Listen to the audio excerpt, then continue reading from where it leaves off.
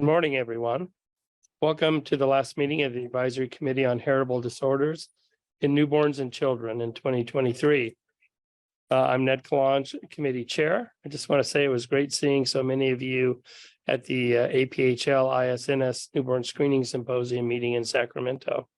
I thought we had a great dialogue during the Advisory Committee session, as well as other morning sessions and the others I was fortunate enough to participate in. I need to transition to Letitia, who's going to do our roll call this morning. Thank you, Ned. Good morning, everyone. From the Agency for Healthcare Research and Quality, Kamala Mistry. Michelle Kajana. Good morning, everyone here. Carla Cuthbert. I'm here. Janine Cody. I'm here. Christine Dorley.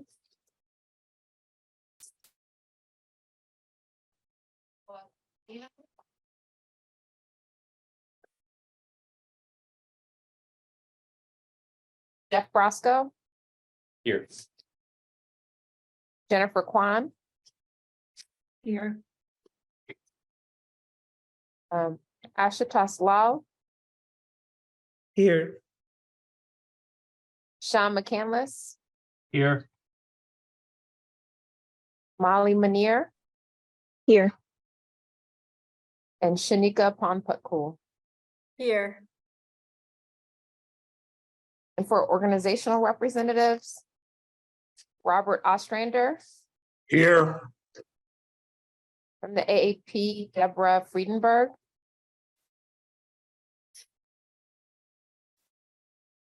Cynthia Powell or Cindy Powell. Here.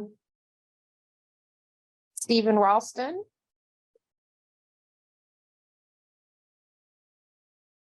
I think I saw him on. Karen Downs. Here. Susan Tanksley. Here. Scott Schoen. Here. Shakira Henderson. Margie Ream. Here. Jacob Hogue. Natasha Boneham. Here. Siobhan Dolan. Here. Kate Wash-Vokley. Here. And Sue Berry. I'm here. Thank you. Thank you all. Is there anyone that I missed on the roll call? Hi, this is Paula Cappuccino from FDA. I'm also here. Yes, thank you. Thanks.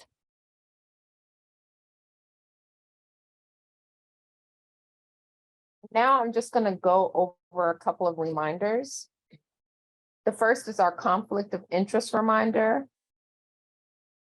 Committee members, please recuse yourself from participation in all particular matters likely to affect the financial interests of an organization with which you serve as an officer, a director, trustee, or general partner, unless you are also an employee of the organization or unless you have received a waiver from HHS authorizing you to participate.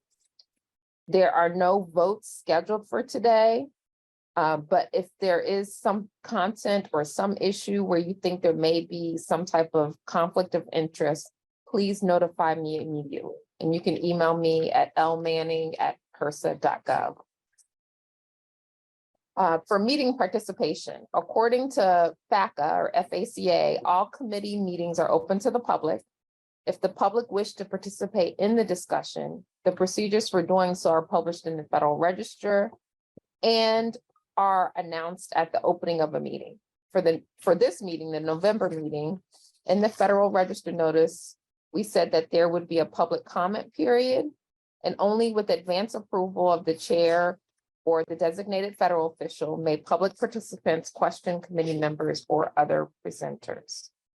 Public participants may also submit written statements and public participants should be advised that committee members are given copies of all written statements submitted by the public.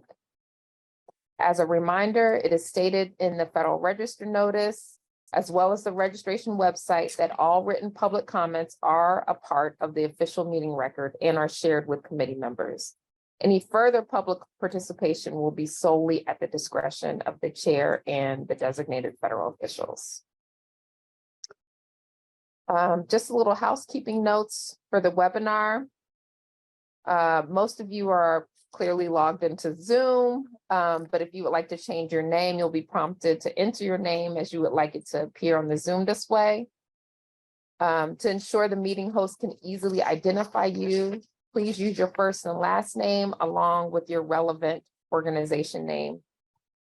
If you have any technical issues, please email Emma Kelly at Kelly, EKELLY at LRGINC.com. Next slide, please, for the meeting dates. So this is our schedule for 2024.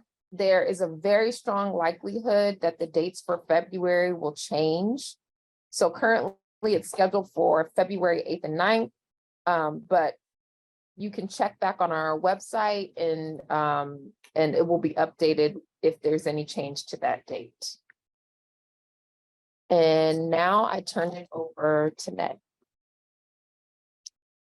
Thanks, Letitia. Next slide, please. You'll remember that in previous meetings, I talked about that the National Center for Newborn Screening Excellence, or NBSXL, was awarded to support the NBS Propel grantees and other NBS programs by providing leadership, technical assistance, and quality improvement expertise. Last week, NBSXL announced the establishment of a newborn screening follow-up and education subcommittee. An invitation was released soliciting applications from NBS program staff, families, educators, and medical specialists with professional and or lived experiences in short-term follow-up, long-term follow-up, and provider and family education. These are to serve as members of subcommittees and work groups. We ask that you contact APHL with questions. The applications are due tomorrow on November 3rd. As a reminder, please keep a lookout during the next weeks for the NBS Co-Propel program. NBS Co-Propel builds on a previously funded HRSA grant program to strengthen collaborations between state and territory public health agencies and with NBS partners, such as universities, nonprofits, or other institutions with expertise in newborn screening, to achieve a common goal, and that is to improve access to services and outcomes for children identified with a heritable condition identified through NBS, so that they are healthy, growing, and thriving. Please check grants.gov for updates, including the NOFO or NOFO, and deadlines once it is available. Next slide, please. I think we mentioned this briefly, but the National Academies of Sciences, Engineering, and Medicine, that we also call NASEM, is seeking suggestions for experts to participate in a new study, Newborn Screening, Current Landscape, and Future Directions. The resulting committee of experts will conduct a study to examine the current landscape of newborn screening systems, processes, and research in the U.S., and consider sustainable options of screening for new conditions using new technologies. They expect to recruit 12 to 15 volunteer experts to serve on the committee. In addition to collecting information for potential speakers, participants, and peer reviewers for any publications resulting from this activity. You're specifically looking for expertise in the following areas: public health screening at the state or federal levels, including screening for the recommended uniform screening panel and the review of that. They're looking for experts in patient and family lived experiences, looking for experts in clinical care, including screening, return of results, and follow-up care. Also existing and emerging technologies for newborn screening, clinical lab practice, bioethics, including privacy, legal and equity and access issues, data collection, sharing and use, health economics, coverage and reimbursement. And we ask that you, if you think about submitting a nomination that needs to occur by November 17th of this year. If you can't figure out how to submit a nomination via the website, I'd ask you to contact Letitia, who can help you navigate that process. With those announcements, we're going to turn to committee business. In September, we received a nomination package for biliary atresia. The lead nominator for the application is BARE or BARE Inc., a national nonprofit organization that supports biliary atresia research and education. You may be aware that biliary atresia is a congenital liver disease characterized by obstruction of the extrahepatic bile ducts and impaired bile flow out of the liver. The nomination package is currently under review by the team at HRSA. As a reminder, the nomination package is reviewed to ensure it meets 3 core requirements: validation of the laboratory test, widely available confirmatory testing with a sensitive and specific diagnostic test, and a prospective population-based pilot study. We will work closely with the nominator to ensure that the package is complete and contains supporting references and data that support answers provided on the nomination form and via the nomination process prior to sending it to the nomination and prioritization work groups. Next slide, please. We did send out a 2023 meeting summary, and I appreciate committee members reading through that and providing comments. There were some comments that we're incorporating into a revision of the minutes that I think we'll send out today. And then we'll formally vote on this tomorrow. So I'll ask for any other meeting corrections at this time. And then hopefully you'll all review the revised version and we'll remember to vote on that tomorrow. So I'll pause to see if there's any other comments.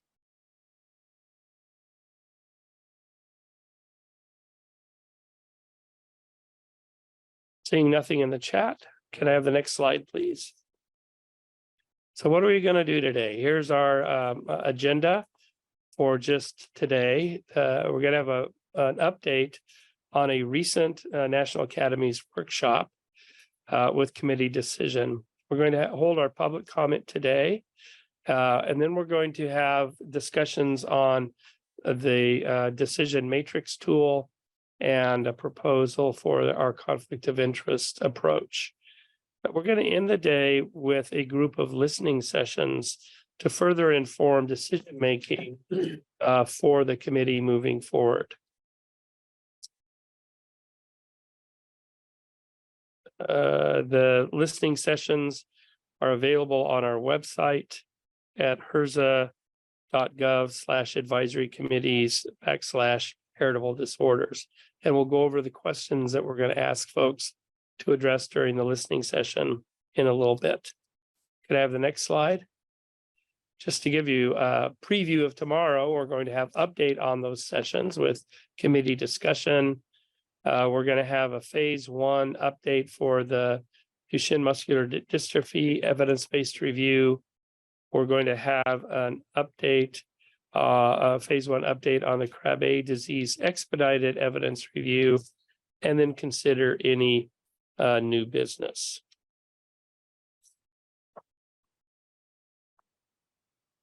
Next slide, please.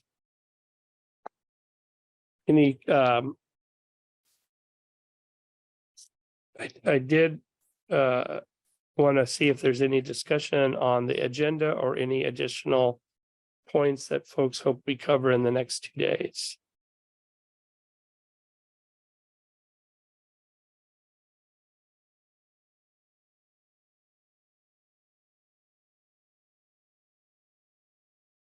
Okay, next slide, please.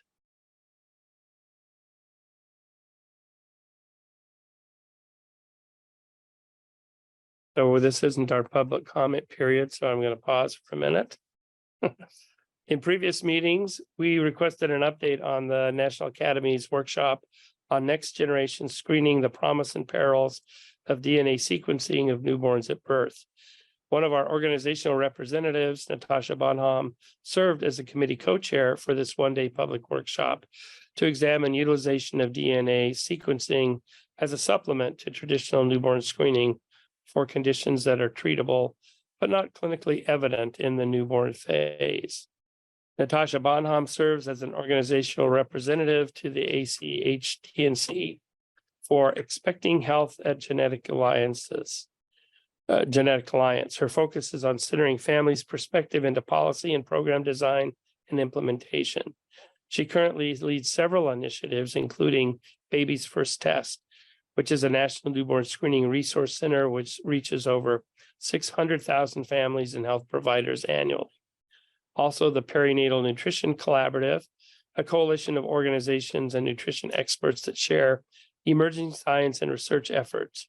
And then on numerous committees on maternal health and dignified care through the prenatal and postnatal periods. I hope you all join me in welcoming Natasha Bonham, and we look forward to your presentation.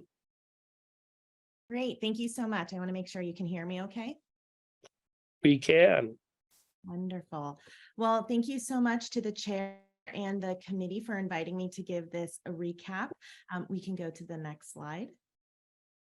Just as a bit of background on the National Academies, it was started quite some time ago with the Academy's charter passing Congress and being signed by President Lincoln in March of 1863. So really just to give this sense that the National Academies has been part of the scientific dialogue in this country for well over a century. The core values are independence, objectivity, rigor, integrity, inclusivity, and truth. Next slide, please. And you will notice that on a lot of my slides, there is a lot of text that really is meant to be a reference. And I will really only be selecting a couple of things to speak on from each slide so that we have enough time in the discussion period. But on June 7th of this year, myself and Kathy Wicklund, who's actually a former voting member of this committee, co-chaired this workshop. Next slide, please. The goals of the workshop was really to examine the known and expected benefits, as well as the potential harms of the widespread utilization of newborn sequencing. It was really core to the work that we were doing to explore the ethical, data, security, and ownership issues that are associated when you're doing DNA sequencing, but particularly when that's happening with such a vulnerable population, such as newborns. We also wanted to address issues of next generation newborn screening equity in the United States and to explore the scope of recently initiated programs that are starting to do this work. And of course, we wanted to make sure that families, patient advocates, and public health system representatives were there to be able to give a range of perspectives. Now, the National Academies under this structure of the workshop is not meant to give recommendations. It really is meant to bring thought leaders together and to have an active discussion. Next slide, please. These are the committee members. I won't go through all of them, but there are many familiar names on here. And it really is through the power of this committee that we were able to have such a robust discussion. We had over 700 registrants for the workshop, and out of the, I believe, 18 or so speakers we had, only 4 of them had ever presented at the National Academies before. And I think that really shows a testament to our desire to have a real diverse group of voices and really new voices into this discussion. Next slide, please. So for some background, we really wanted to be able to speak about ethics and equity throughout the day. So there wasn't necessarily just one panel that was meant to focus on that, but we really pushed the different speakers and presenters to think about equity through the lens that they were looking at this issue from, whether that was from a health system perspective or a research perspective. We also were not asking if sequencing in healthy newborns should be done per se, but really the fact that this is already being implemented and how can we do it responsibly and equitably moving forward. And that was something that we did go back and forth on a bit at the beginning, because we wanted this to really be rooted, not just in the theory of what could happen, but really rooted in what is currently happening today. Next slide. So this is an overview of the day. As you can see, these are all big topics. While this was about an 8-hour session, it could have been a 3-week session. There was a lot to go through, but we did the best we can. And I will give kind of a mini recap on each of these sessions. Next slide, please. So we had our keynote, which was done by Dr. Erin Goldenberg. And again, really rooting the conversation in the fact that sequencing of newborns is here. There are thousands of newborns getting screened, sequenced in the US happening today already. And when we look globally, there are a number of different programs that are either have launched or are planning to launch in the next 6 months. So some key considerations to start off the workshop was really, what is that difference between screening and sequencing, and how are we using language to make sure that we are being both accurate and not necessarily conflating different things? Is there a difference in terms of healthy sequencing, so that idea of the preventative approach compared to the diagnostic or treatment approach? So when we're thinking about rapid whole genome sequencing and sequencing of sick kids in the NICU. We wanted all of the presenters to be able to speak to return of results. Are we returning everything? Some of the things, is this happening over time? What does that mean when we are thinking about current laws, when we think of 21st century cures, which has really had a push to make sure that patients and people can get their results once they are created? And there was the topic of uncertainty in the findings that came up quite a bit throughout the sessions and was really kicked off as part of the keynote. Next slide, please. Some of the proposed actions from our keynote speaker was really to look at how can we promote regulatory structures to support translation? So yes, there's a lot happening on the research side, but we really need to start planning for implementation, and what would that look like? How to make sure that we're building strategies from the beginning to hear from parents. And I will say, as the co-chair, I also would add into that from people who are actually affected with these conditions, and to make sure that there are a number of different opportunities for input. A real drive to avoid, excuse me, giving into the fact that we have an equitable healthcare system. We know that that is the case, but that doesn't mean we shouldn't be also trying to see how introducing new technologies and new approaches could be structured in a way to help solve, or at least move the needle in a positive direction when thinking about equity in healthcare, and establishing that culture where equity and ethics are foundational, not just something we think about at the tail end.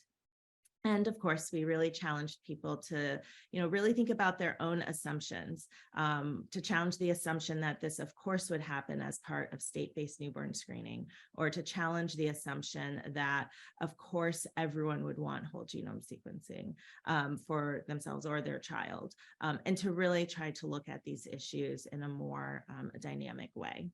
Next slide, please. The discussion really did go back to, even though we really tried to say to challenge your assumptions, there's a lot of discussion around state-based newborn screening programs and the fact that they are fragile, and saying, not to say that they aren't strong, but really we know that there is so much pressure already on that particular public health system. And we know that follow-up care and intervention can be inconsistent and costly. That was a theme that kept coming back up. You'll see that on multiple slides here in terms of how do we protect current newborn screening while also making sure there's opportunity for advancements. There were questions about, who gets to define newborn sequencing? What do we mean by it? What is it and what it isn't? A good example of that is the idea that, do you really learn everything if you get a newborn sequenced? making sure we're not painting a picture that isn't quite accurate, that we know sometimes with sequencing, as with any additional technology, you get more questions than answers. And that the idea of promise and perils, though a nice title, doesn't mean that we were trying to aim for a perfect balance between the two, that there still was a lot to learn. We had one of our speakers really address the fact that we have plenty of examples of introducing a technology that was meant to streamline services and make things more equitable, and in fact actually exacerbating that. Some of the examples that were brought up was the use of facial recognition in law enforcement and how that has been tied to the arrest of innocent Black men. Again, the implementation of a new technology actually leading to outcomes that are opposite of what it was supposed to. And that we have many examples of this, and how do we make sure sequencing doesn't fall into that? Next slide, please. The discussion continued with some active contributions from the different speakers around psychosocial benefits to parents and families. The idea that oftentimes families are the biggest source of support when thinking about expanded screening or sequencing options, that there really needs to be a much more robust discussion of benefits and harms of screening versus not screening. I know that's a topic that has come up with this committee before as well. And really the idea of, if remaining in the status quo is seen as the safest option, but it is currently failing families, what we need to do about that. Next slide, please. So then we went into session 2, where we had an update from a range of different programs that are doing research in this space and really trying to understand the lessons learned from newborn genomic testing and screening. The programs that we highlighted are on the screen. It really delved into clinical utility and validity of sequencing. The issues around variant interpretation were brought up. And really this idea that sequencing is not in a position to replace screening or newborn screening.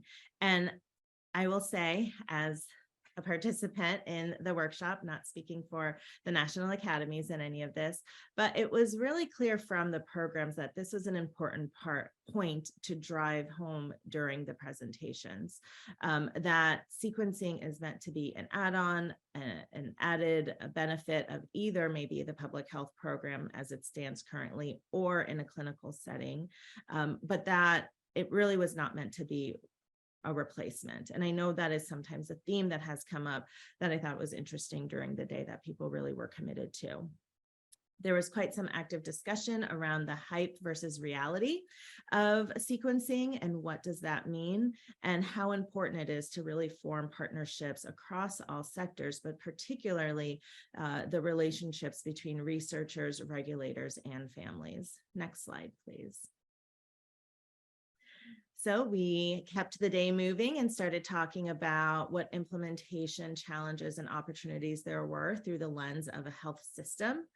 And of course, many of the themes that we've talked about on this committee came up in that discussion as well, but particularly the issues around workforce training and education. I think every health-related sector is concerned about the workforce, and that was no different in this discussion.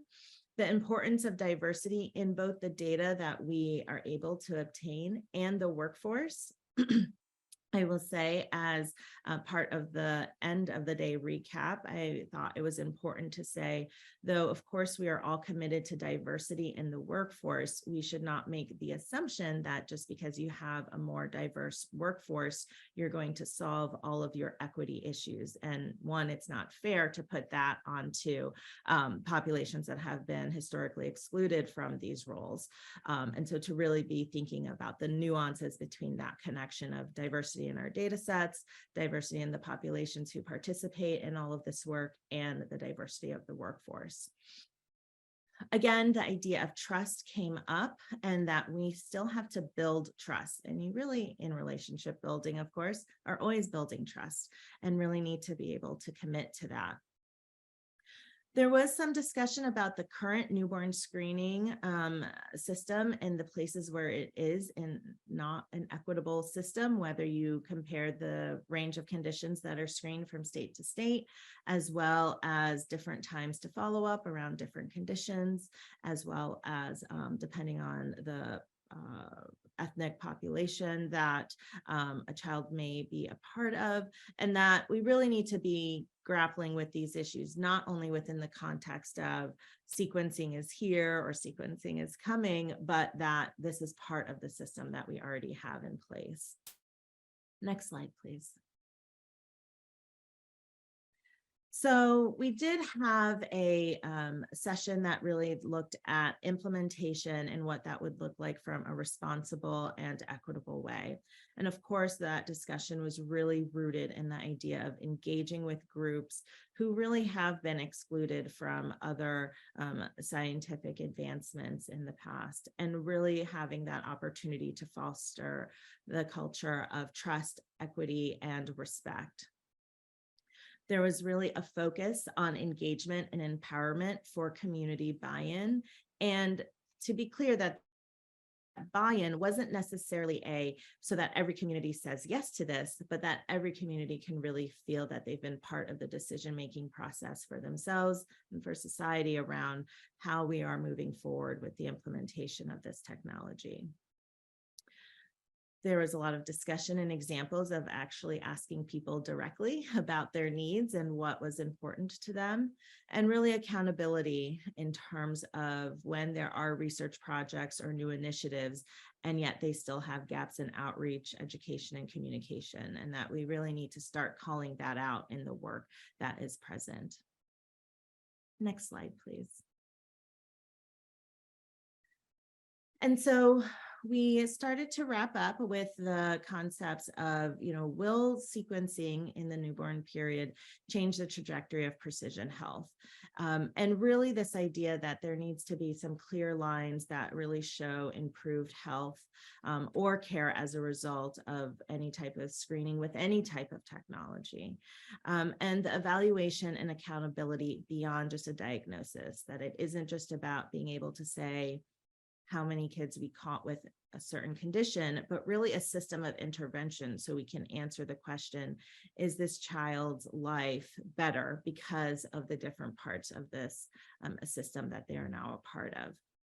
And the importance of increasing genomic knowledge around healthcare providers in general. If genomics is really going to be integrated at this level, then all parts of the healthcare system need to be a bit more knowledgeable and have a better sense of where to get information when thinking about genomics. Some of the remaining questions was, how should genetic information from birth be used across the lifespan? Again, this idea of, will this be disruptive to traditional newborn screening models? And could sequencing be rolled out at different ages as part of routine clinical care? We know that there are some research projects that are looking at that very question right now. And what can we do to make sure screening is more equitable? And how will all those who need follow-up care actually get it? Next slide, please.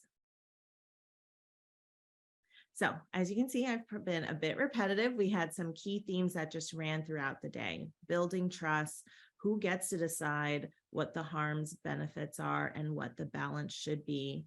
How are families who are both those who are affected by different rare or genetic conditions represented, as well as people who are part of the public who will also be encountering these technologies. The issues around workforce are very real, and there are not many, it seems, solutions out there. So really needing to build that.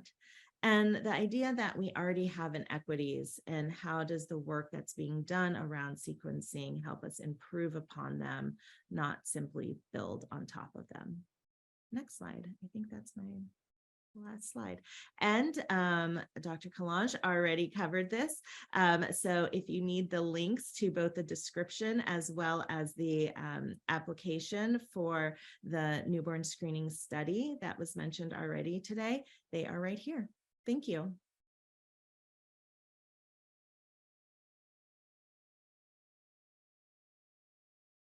Thanks so much, Natasha. That was just excellent.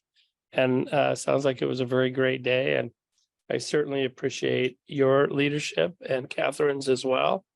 The participation of all the workshop participants and the proceedings are quite useful. So thanks so much for that. And for the plug for membership for the upcoming consensus study.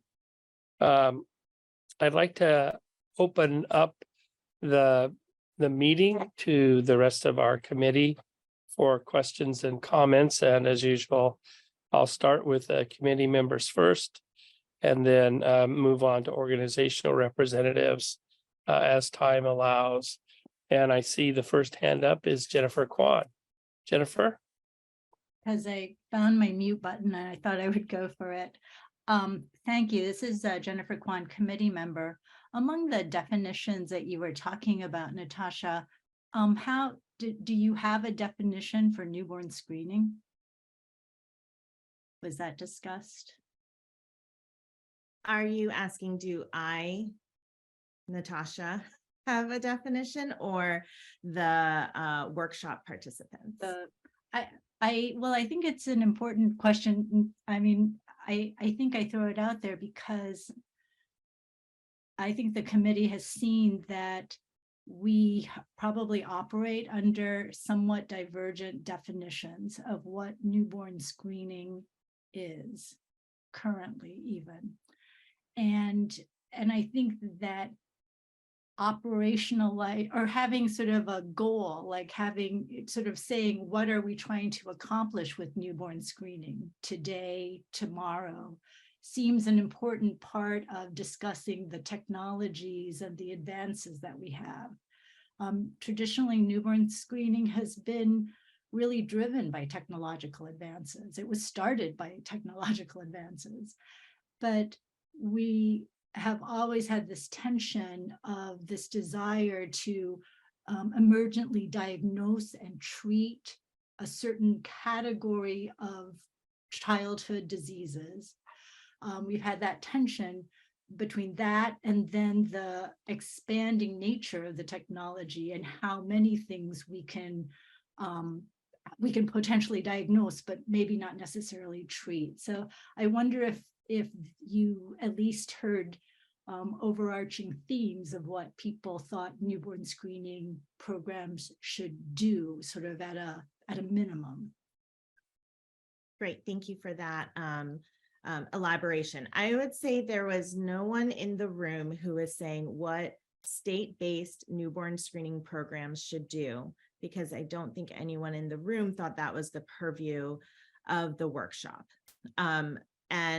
But what did come up was really when people said screening, what do you mean? Do you mean state-based newborn screening, or do you mean the screening of maybe that may happen during a clinical visit, and where sequencing should come into play? So I believe the conversation really went to trying to push people to be more specific when they said their terms. But we know that there are research sequencing projects that are calling themselves newborn screening, or a newborn screening program or something like that. And so we really, as the committee, or the planning committee, really as moderators would try to say, oh, what do you mean? But do you mean state-based public health, or do you mean something else, to really try to push people to be more specific with their terms? Thanks. Michelle? Thank you. Thanks, Natasha, for that really excellent recap of the workshop. I was very excited to hear that it was acknowledged that these types of programs should be complementary to traditional newborn screening. That's one of the things that we're trying to establish with the Guardian program that we're working on. I was just curious, like what from the perspective, arranging this committee, what's the next step here? I feel like we keep gathering to talk about the issue, and I'm thinking, like, what's the next action step that the planning committee or the members at the workshop felt was necessary? Great. So as is the approach of the national academies, there was a report, which I believe was in the briefing books, and that is where this discussion, I don't want to say ends, but this work ends for the national academies. And they really are positioned to bring up the issues and say, hey, society, look what's happening. Let's dive into that. That being said, we know that there are a number of other places where this discussion is happening. Last month, there was a meeting in London through the ICONS group that is discussing this at a global level. And we're talking about it here on the committee. But I think your point is very well taken. Who's going to actually move forward, not on the discussion front, but on the action front, and what should or shouldn't we be implementing? Thank you. Next, we have Sean McCandless. Thank you. And just to repeat, Natasha, thank you for that nice summary of what sounds like a really interesting meeting. I'm a little bit confused by some of the language that's being used around sequencing. So I see the terms next generation DNA sequencing. I hear the word sequencing is currently being used. I heard you say that sequencing is currently being used, and so the discussion was focused around how to do that responsibly and equitably rather than discussing whether it should happen. When I read the report, it really seemed more focused on genomic sequencing or exome sequencing. And so 2 questions. The first is, what are we talking about? Are we talking about the use of DNA sequencing technologies in newborn screening? Or are we talking about genomic sequencing entire genomes or exomes for the purpose of newborn screening or to enhance newborn screening? The second question then is really a little bit more philosophical, and that is, if this group went into this with the assumption that it's already happening, and therefore this is not, that we've already missed the boat on discussing whether genomic sequencing should happen as part of newborn screening, I would push back very hard against that conception. This is the time that we have to be discussing this, and all of the discussion at this meeting was around evidence that would support or not support the utility and the potential harms and potential benefits of sequencing. This discussion we need to have now is, should exome and genome sequencing be part of newborn screening? And if we don't have that conversation now, when are we going to have it? Thanks. So for your first question, it is about genomic sequencing. I think what has happened is that we automatically say genomic sequencing as part of newborn screening. That is not what the whole session was about. It was about genomic sequencing during the newborn period. That could be state-based newborn screening, but it doesn't have to be. And that's really where that discussion of challenging our assumptions really came in at the beginning. So I completely agree with you that there does need to be a discussion, and there continues to be a discussion about genomic sequencing as part of state-based mandated newborn screening. So that was not what was said in terms of the ship has sailed on that. The ship has sailed, or I don't know if that's like even the right metaphor, but on the fact that today, as part of research projects, there are newborns getting sequenced. Like, that is a reality. And to have the discussion as though it is something that's going to be far away, which I think in previous years we have, right? This idea, like, that's where we're going, that's where we're going. And the purpose of the workshop was not to be rooted in, we are going to a place where newborns will have the opportunity or be presented, families will be presented with the choice of having their newborns receive genomic newborn sequencing in some capacity, but that there are families facing that today, even if they are part of a research project. Just because it's part of a research project doesn't mean it isn't the reality of that family. It is the reality. That is what they're being offered, and they're making a choice whether to opt into that or not. So does that clarify the distinction that we were trying to make in the workshop? It wasn't to say, oh, we shouldn't talk about it, but I think there's just that assumption that, oh, we must be talking about it within state-based traditional newborn screening. And that's where there's still plenty of conversation. But we wanted to acknowledge that every day there are families in the US and in other parts of the world that are being given this option to have genomic sequencing on their newborns. That's certainly true, and not just as part of newborn screening, but mostly as part of clinical care. That's where the bulk of genomic sequencing is occurring right now. And hopefully we can learn a lot from that. I would just like to ask all of us and to become evangelists, if you will, for correct usage of terminology, because this conflation of DNA sequencing with genomic sequencing is very problematic. It's problematic even within professional communities and people who think about these things every day. And so I would just encourage us to be really precise in our language. When we mean genomic sequencing, say genomic sequencing, let's not use sequencing as a shortcut for genomic sequencing, because it's confusing, and it will be very confusing to patients and families and the public as these discussions become more broad. So I just think we need to be really careful. I completely agree with you. I think for those who've known me a long time, I'm always asking and saying how important language is. And I think it would be great to have our professional societies really be in alignment and agreement around language, so that then there's a standard to point to. I completely agree with that. Jeff. Sean, can I just jump in for a second? Could you tell us the difference between genomic sequencing and DNA sequencing, so we're all on the same page for those of us who don't do this every day? Sure. So DNA sequencing is essentially determining the sequence of any piece of DNA. It could be as small as a few base pairs to as much as an entire genome.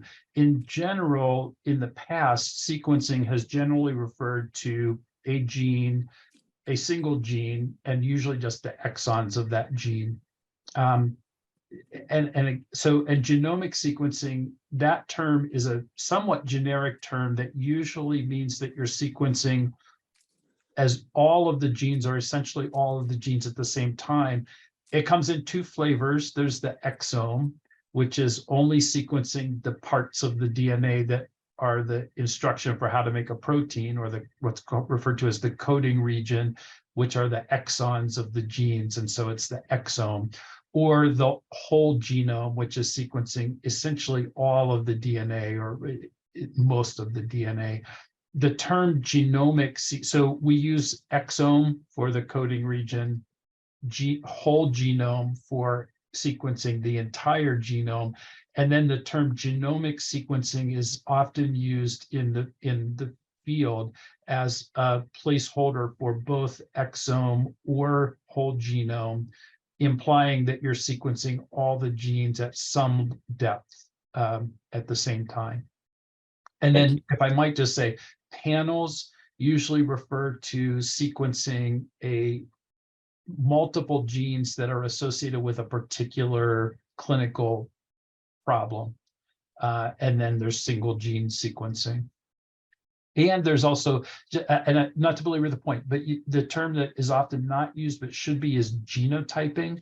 And genotyping is where you look at for specific variants in the population. So if you do 23andMe, they don't sequence your entire genome. They look at hundreds of thousands of variants of base changes that are common in the population that allow you to say something about the genome, but it's different from sequencing. And so genotyping is a separate technology. Sorry, that was probably a lot more than you wanted. Ash. So Sean's comments are extraordinarily useful. For the comment that I was going to make is another type of so the workshop is about NGS, and I think there's another one that was mentioned briefly within the proceedings is targeted NGS. So, and I wonder, even though the workshop took the overall view of considering the entire issue surrounding the use of NGS, but are there situations within the diseases that we are attempting to screen for where we are more ready to use targeted NGS? And from that, I mean that we are actually looking more closely at some particular genes and not trying to do either a whole exome or a whole genome sequence. And the argument against that has often been that the polymorphisms and ethnicity-based differences in some of the changes in the DNA sequence are not fully worked out, and that leads to uncertainty. So, but that's a general comment, and I would hope that there may be some specific conditions that are more ready for considering a targeted NGS. And as an example, I would just put forward the gene that I'm most familiar with, which is the globin gene. And so that I wanted to ask Natasha, especially if there is a room where the use of NGS could be applied for specific conditions to either complement or maybe even to replace the current method of screening. So from the workshop perspective, they did not go into that type of detail. It really was at a more 30,000 foot. But I think that maybe is a type of question that would be useful in this committee that looks at more implementation, particularly within the public health system. Not to tell this committee what to do, but maybe that the expertise around the table here, the virtual table here, would be able to really dig into some of those themes you brought up. I'm going to let us run over for a few more questions, maybe about 5 minutes, and then I'll just assure our people signed up for public comment that we'll also lop over 5 minutes the other way to make sure we have time for public comment. But with that comment, make sure we keep our comments and questions short. And Stephen Ralston, you're next. Hi, thanks very much. I'm the representative from the American College of OBGYN, and I just wanted to thank Dr. McCandless for his comments and his primer on genetics. But I can't agree more wholeheartedly. Implementing this now, or even thinking about this implementing now, is just not possible because we don't have the infrastructure in place to deal with the results. We don't have all the genetic counselors that we need just for regular newborn screening, I think, let alone any kind of whole exome sequencing that we might be doing. And that the burden of the beginnings of this counseling is going to fall on OBGYNs because we are the ones that start talking to patients about newborn screening, and we are just not equipped to talk about this kind of genomic screening in the newborn period. So yes, we'll use it clinically for prenatal diagnosis, et cetera, and that's fine in the newborn period, but that's rare in obstetrics. That's all I want to say. Thank you. Thanks. Janine Cody. Yeah. Thank you, Natasha, and Sean, for helping me think about this a little more clearly. And I appreciate that the National Academies had a very, very broad take on this issue. But I think for our committee, our question really is, let's see, in what are the requirements we would need in order to have whole genome sequencing pre-symptomatically on newborns as a state program? Okay, before everybody melts down, okay, I realize that's 10,000 years or whatever, a long ways away. But if we start with that as the end, then we need to work down and say, what are all the things that need to happen? I mean, as was just mentioned, workforce, that's huge. Maybe we parse that out and say specific conditions or certain criteria. But I think it all comes down to the definition. And that's what we're really all about, is state-based newborn screening. And so I think we have to start with that and then start listing, okay, here's all the things that need to happen. And diversity, inclusion, and workforce, and cost, and all those things have to come into it. But I fear that we may be starting down, picking out this case versus that case. And really what's fundamentally different about whole genome sequencing is that it's the whole genome. And so I think we have to start there. And then as I don't want to say it's a goal, because it might not really be the goal, but it's sort of the ultimate, and then work back. Does that make sense?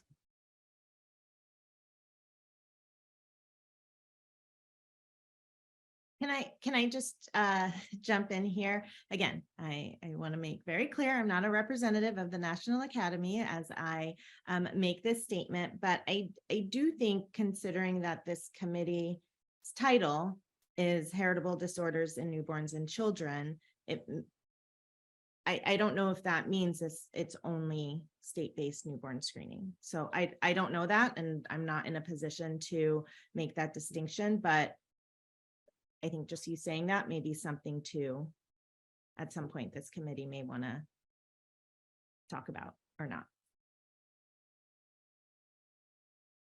Thanks again, Natasha. I want to tell Cindy Powell, Susan Tinksley, and Michelle Kagana that if you can write your comments or questions down and send them in. If we have another point in the agenda, we'll try to get back to those. But I don't want to shortchange our public comment period, and I want us to all give our profound thanks as usual to Natasha for a great presentation and Q&A, and I know you'll have comments later as we move through the rest of the agenda. With that, I'd like to turn to the public comment period. We received 2 written comments provided to the committee in advance of the meeting. These were from the Every Life Foundation. One was Pioneering the New Era of Newborn Screening, Collaborative Insights and Recommendations for Modernizing NBS Systems, and a full study report on the cost of delayed diagnosis in rare diseases, a health economics study. We're also fortunate to have requests from 20 individuals to provide oral comments. Due to the number of public commenters, we're requesting that commenters adhere to the time allotted of 2 minutes per commenter, and I will call you in the order that I have, and we'll move forward right away with Annie Kennedy. If you could unmute, please.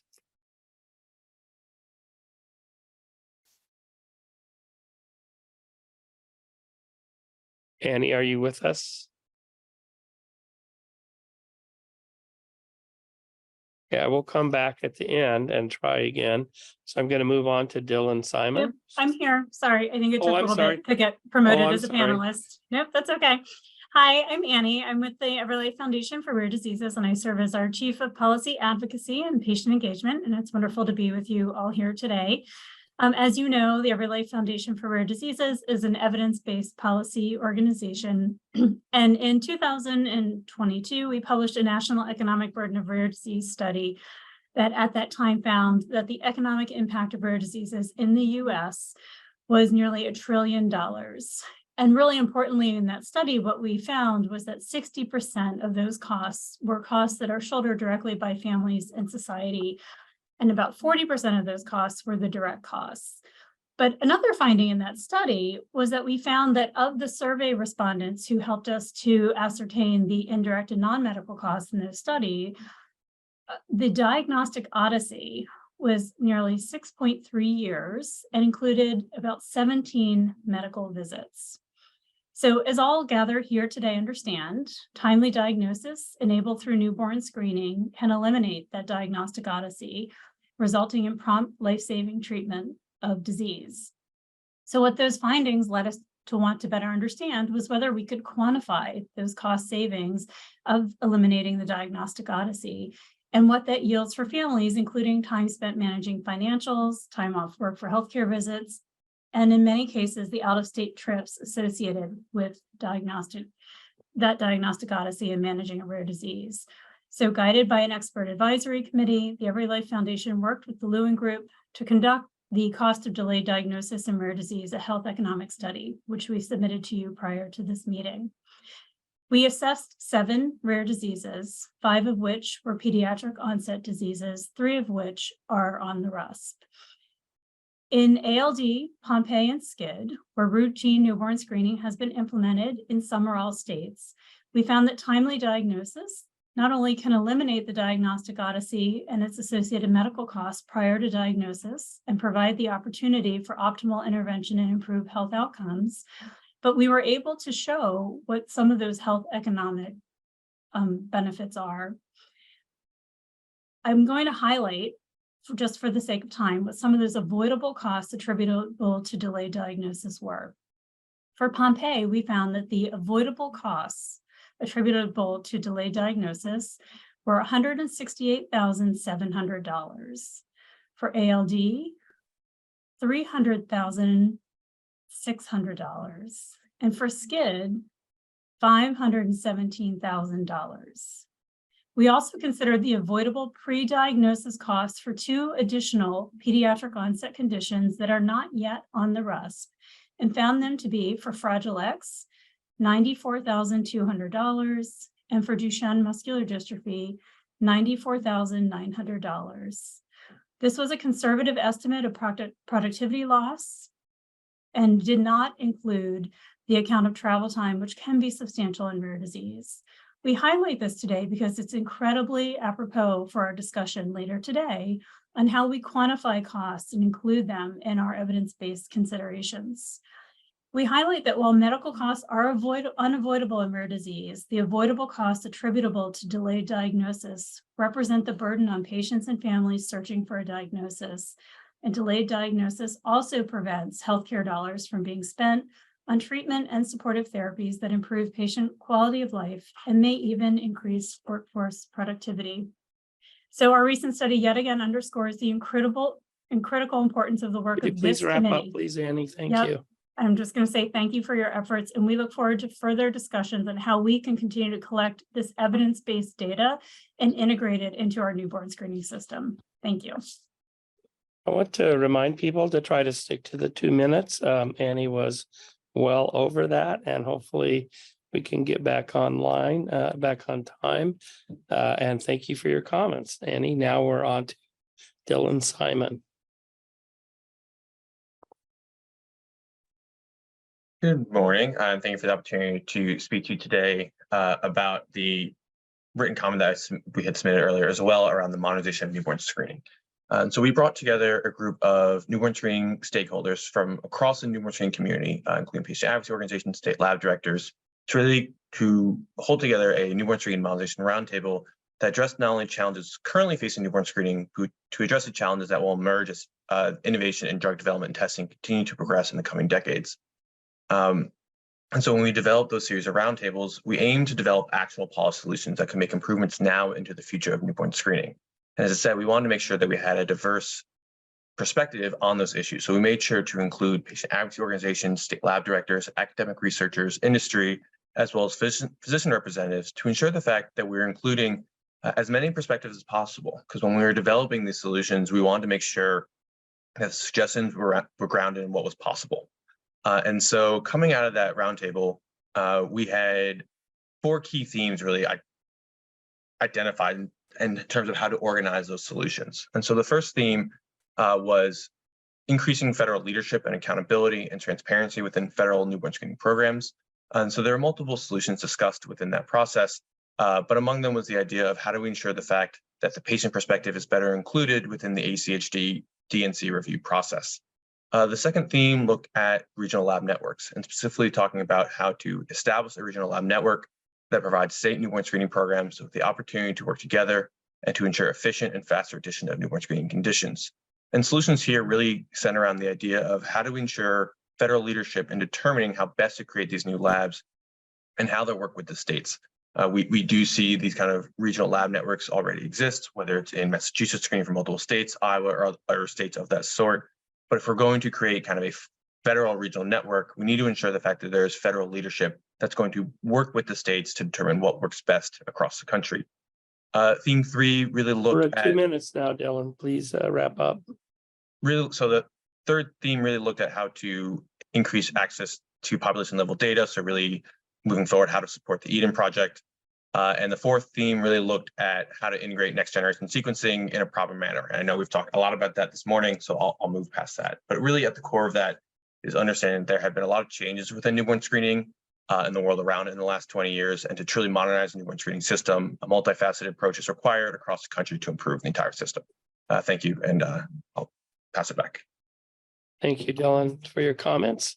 I'd like to move on to Mariana Raya. Thank you. Can you hear me? Thank you, Dr. Yes. Lange, and thank you to the committee for the opportunity to share with you today 3 key updates related to our newborn screening education and engagement initiatives. My name is Mariana Raya, and I have the privilege of working as the Associate Director of Programs at Expecting Health. Our programs are driven by a clear vision that the fear and confusion individuals and families face during pregnancy and parenting is replaced by confidence and agency to make the best healthcare decisions for their lives. We do this through a number of different programs. The Newborn Screening Family Education Program was a HRSA-funded program which just concluded on August 31st and has been dedicated to developing opportunities for all families to learn about newborn screening. We've developed creative training and educational resources to build confidence for families to become leaders in the newborn screening system, and now is the time to invite these families to your tables. To date, over 6,000 families have been trained and educated through a combination of efforts, including online training and education modules, online video education, and targeted initiatives to raise awareness and knowledge of newborn screening during the prenatal period. Additionally, the program has developed an extensive partnership network of 62 organizational and individual partnership relationships, which are integral to the dissemination and connection to families. 22 family leaders were trained, and over 18,000 individuals from medically underserved communities were reached. The success of this program is based on the pillars of extensive system knowledge, strong partnership, community trust, and practical resources that meet families where they are before, during, and after newborn screening. Unfortunately, funding for this program concluded in August, leaving a gap in the engagement of families as partners in the newborn screening system. In addition to the work that we've done through the Newborn Screening Family Education Program, we've also supported the newborn screening community through many other programs and partnerships. In 2021, Baby's First Test established the first of its kind GRACE Award, which stands for Generating Real Action by Cultivating Engagement. And to date, we've awarded 4 groups, including the Illinois Sound Beginnings, the Connecticut Newborn Diagnosis and Treatment Network, Screen Plus, and our most recent 2023 award winner, Skid Compass. Each of these groups is recognized for their 2 minutes now. engage Thank you. families, communities with grace, strength, and innovation to generate action in the newborn screening. So as this committee knows well, newborn screening is more than just a screen at birth, and we believe that families are integral to driving system change and supporting positive family experiences within the newborn screening system. And thank you for your time today. We thank our partners at HRSA for the opportunity to build the framework, and we urge you to consider ways to ensure that families are not participating just as recipients of a screen, but as active, engaged partners in the work. Thank you. Thank you for your comments and the work. I'd like to move on to Omar Abdul Hamid. Hello, thank you for the opportunity to speak with you today. My name is Omar Abdul Hamid, and I'm a neurologist at Nemours Children's Hospital in Central Florida and the director of the neuromuscular program, where we see around 100 families with dystrophinopathies.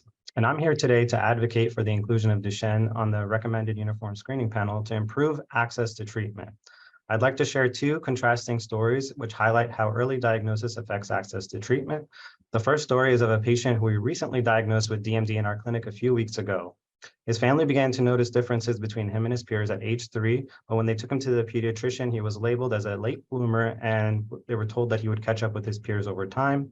His parents, while concerned, trusted their pediatrician and enrolled him in physical therapy, but he continued to get weaker and weaker.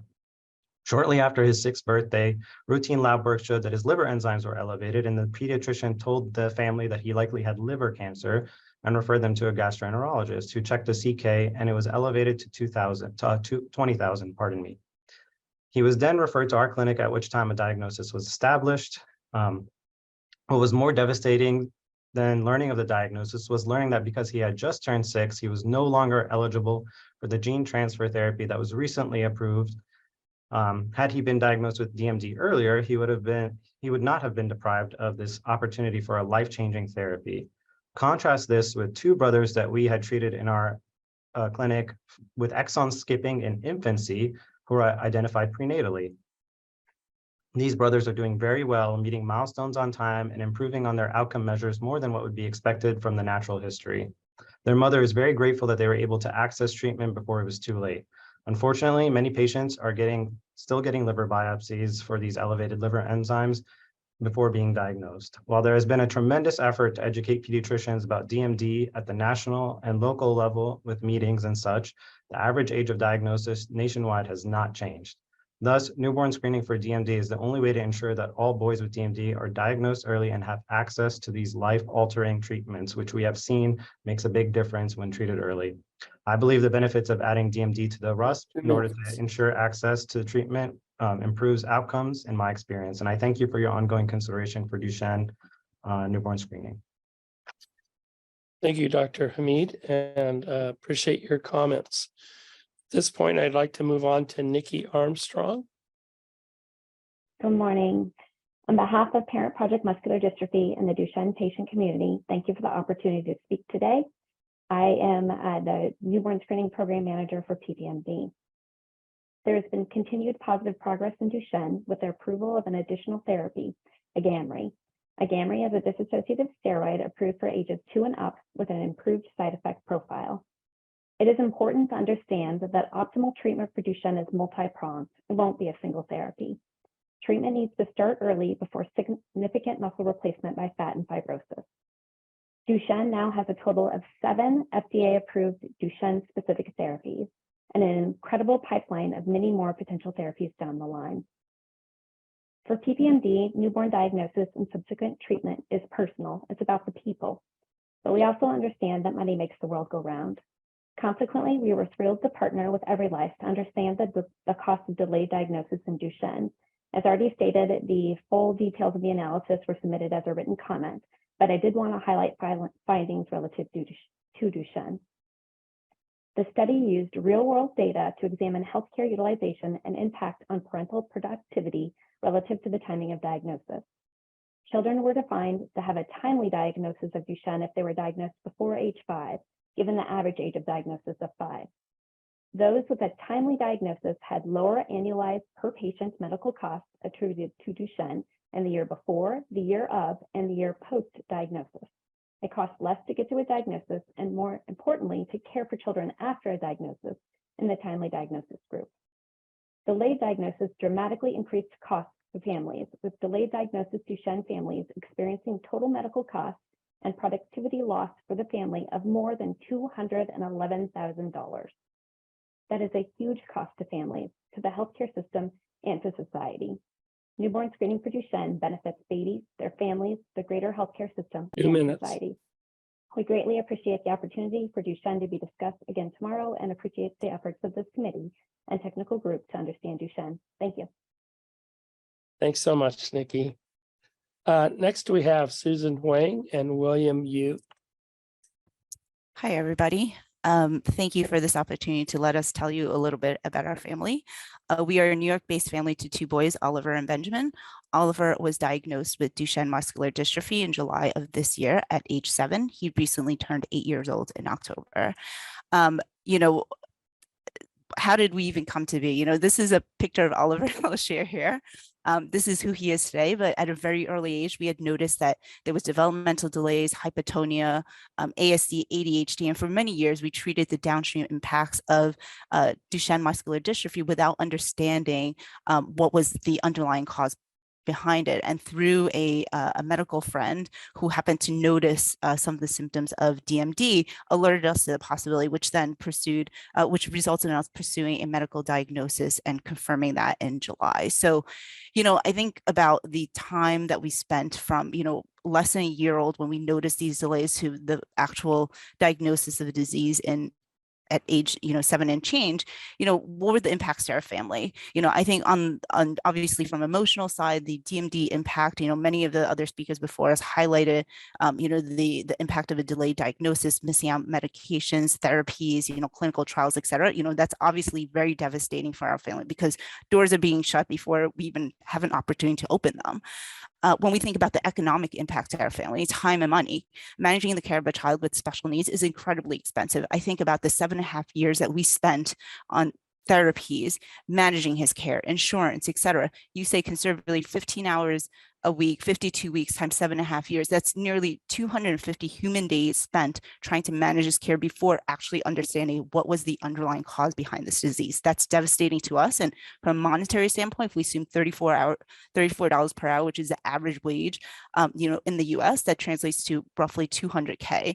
And so, I think that is kind of in and of itself, pretty devastating. But I think there's, something perhaps a little bit more, devastating at hand here. When we finally got the diagnosis, it comes after years of being dismissed, not being taken seriously. That's a problem. We felt this, feeling of the medical community, just failing us, and this loss of confidence that society can look after the most vulnerable. Like, that's a big problem. And so, today, we look forward to having Duchenne hopefully be a part of the newborn screen on October 25th. New York State actually added newborn screening for Duchenne. It's bittersweet for us, but we're really thankful for the attention to this very serious disease. I think had we known earlier, we would have definitely focused on, what therapies would support him, preserve his muscles, not damage them. We want to think about homeschool modifications. How do we support him? We want to think about how do we partner with organizations like PPMD to support our families, and then also think a lot about family planning. Like, that probably would have changed how we would have, where we would have settled down, whether we would have had more kids or not. And, I think most importantly, it would have really supported Oliver at a much earlier age. So, we can't go back in time. We can only move forward. And, we're really thankful for the opportunity to share a little bit about our story here. And we really hope that you consider Duchenne as part of the newborn screen. Thank you. I hope that was 2 minutes. We gave you a little extra since there were 2 of you. Thank you. And thank you both for being with us. If we could turn now to Paul Melmeyer. Thank you for the opportunity to comment on the ongoing review of Duchenne muscular dystrophy for consideration for the recommended uniform screening panel. I am Paul Melmeyer, Vice President of Public Policy and Advocacy at the Muscular Dystrophy Association. And we're proud to serve the Duchenne, SMA, and Pompe communities, along with many other rare neuromuscular disease communities. First and foremost, we're very grateful for the committee's vote to move the Duchenne nomination onto full evidence review in the August meeting. We hope the unanimous vote is at the very least evidence that our nomination deserves a full evaluation, and hope this is a key step in Duchenne soon joining the RUSP. We're grateful for the time and effort expended by the nominations and prioritization work group as it thoroughly reviewed our nomination and came to the conclusion that Duchenne should indeed move forward to full evidence review. We agree with comments that pointed out that the current delay in clinical diagnosis hinders collection of treatment effectiveness data in earlier diagnosed individuals, but available evidence clearly points to earlier effectiveness, and the combination of ongoing clinical trials and implementation of newborn screening will fill any potential evidence gaps. We agree with comments that states should be well prepared to create their own validation processes and cutoffs for CKMM testing, just as states have done for many newborn screens currently universally included on state panels. We encourage this committee to empower and encourage states to create their own cutoffs and validating assays, as this is something states and their programs are familiar with and capable to handle themselves. As discussed in August, efforts to accelerate clinical diagnosis, and there have been many, have simply been unsuccessful, even when symptoms present at an earlier time frame. While improvements could be made around the edges, newborn screening in particular is uniquely capable of providing an earlier diagnosis. Finally, we appreciate comments acknowledging the importance of new therapies coming to market, most notably Elevidys, a gene therapy for boys with Duchenne ages 4 and 5. Furthermore, we strongly wish to re-emphasize comments noting the importance of an earlier diagnosis on life and family planning, PT, speech therapy options, and much more. Thank you again for the opportunity to comment today. We look forward to the committee's ongoing review. Thank you, Paul. Next up is Nathan Plasman. Good morning, advisory committee members and fellow Americans. Greetings from Lombard, Illinois. 15 miles straight west of Chicago, downtown Chicago. As stated, my name is Nate. I'm 44 years old. Can you see me? Is the video coming through? No, No? Okay. we can hear you okay, though. That's probably more important. All right, there we go. I'm 44. I live with my wife, Sarah. We've been married for 19 years and we have three children. Grace is 14, Jackson is 11 and a half, and Andrew is age 9, and he's in 3rd grade. I'm here today. Here's a picture of our family. Probably can't see it. But I'm here today to talk about Andrew. Andrew was born on July 1, 2014. He was a handsome, healthy, happy infant. Around his 1st birthday, Sarah began to notice that Andrew wasn't as strong or as sturdy as his 2 older siblings. He seemed floppy when we would place him in his car seat, and he never crawled. At 18 months, Andrew was enrolled in early intervention programming through the state of Illinois. So we had in-home physical therapy, speech therapy, and occupational therapy. And the 3 therapies did produce some marginal improvement over a course of 3 to 6 months. At Andrew's 2-year checkup on Friday, July 1, 2016, which was also his 2nd birthday, Sarah voiced her concerns to our pediatrician. And because of Sarah's insistence, a blood draw was administered. We celebrated Andrew's 2nd birthday later that afternoon and evening. The next day, Saturday, July 2nd, 2016, around 2 p.m. that afternoon, the pediatrician called. Sarah said, "Nate, why is the pediatrician calling on a Saturday afternoon of a long holiday weekend?" I said, "Honey, take the call." Well, we learned that Andrew's blood draw results had come in and his CK, or creatine kinase, had a reading of 24,000. Because Sarah had done all the due diligence, she knew exactly what it meant. Andrew was diagnosed with Duchenne muscular dystrophy on the day after his 2nd birthday. Getting this diagnosis was heartbreaking, but receiving a DMD diagnosis so early was a huge blessing for our family. Why? Because the average age of diagnosis currently is age 5. So as a result of getting Andrew's diagnosis, we rolled up our sleeves, we started researching, networking, planning. We had to recalibrate our expectations for what we thought our life was going to be. By leveraging our communities and connections, people like Annie Kennedy and Nikki from Parent Project Muscular Dystrophy, we found hope. And we were told by numerous people that if there were ever a time to get a DMD diagnosis, that time is today. There is hope on the horizon and things are changing. Andrew was selected to participate in a groundbreaking gene therapy clinical trial at Nationwide Children's Hospital in Columbus, Ohio, beginning in January 2019. He was dosed on January 11, 2019, and he was age 4.5. We're nearly 5 years to the anniversary of his dosing, and thus far, gene therapy has arrested the progression of this cruel, devastating, progressive muscle wasting condition. Andrew functions like a relatively normal 3rd grade boy. He loves recess.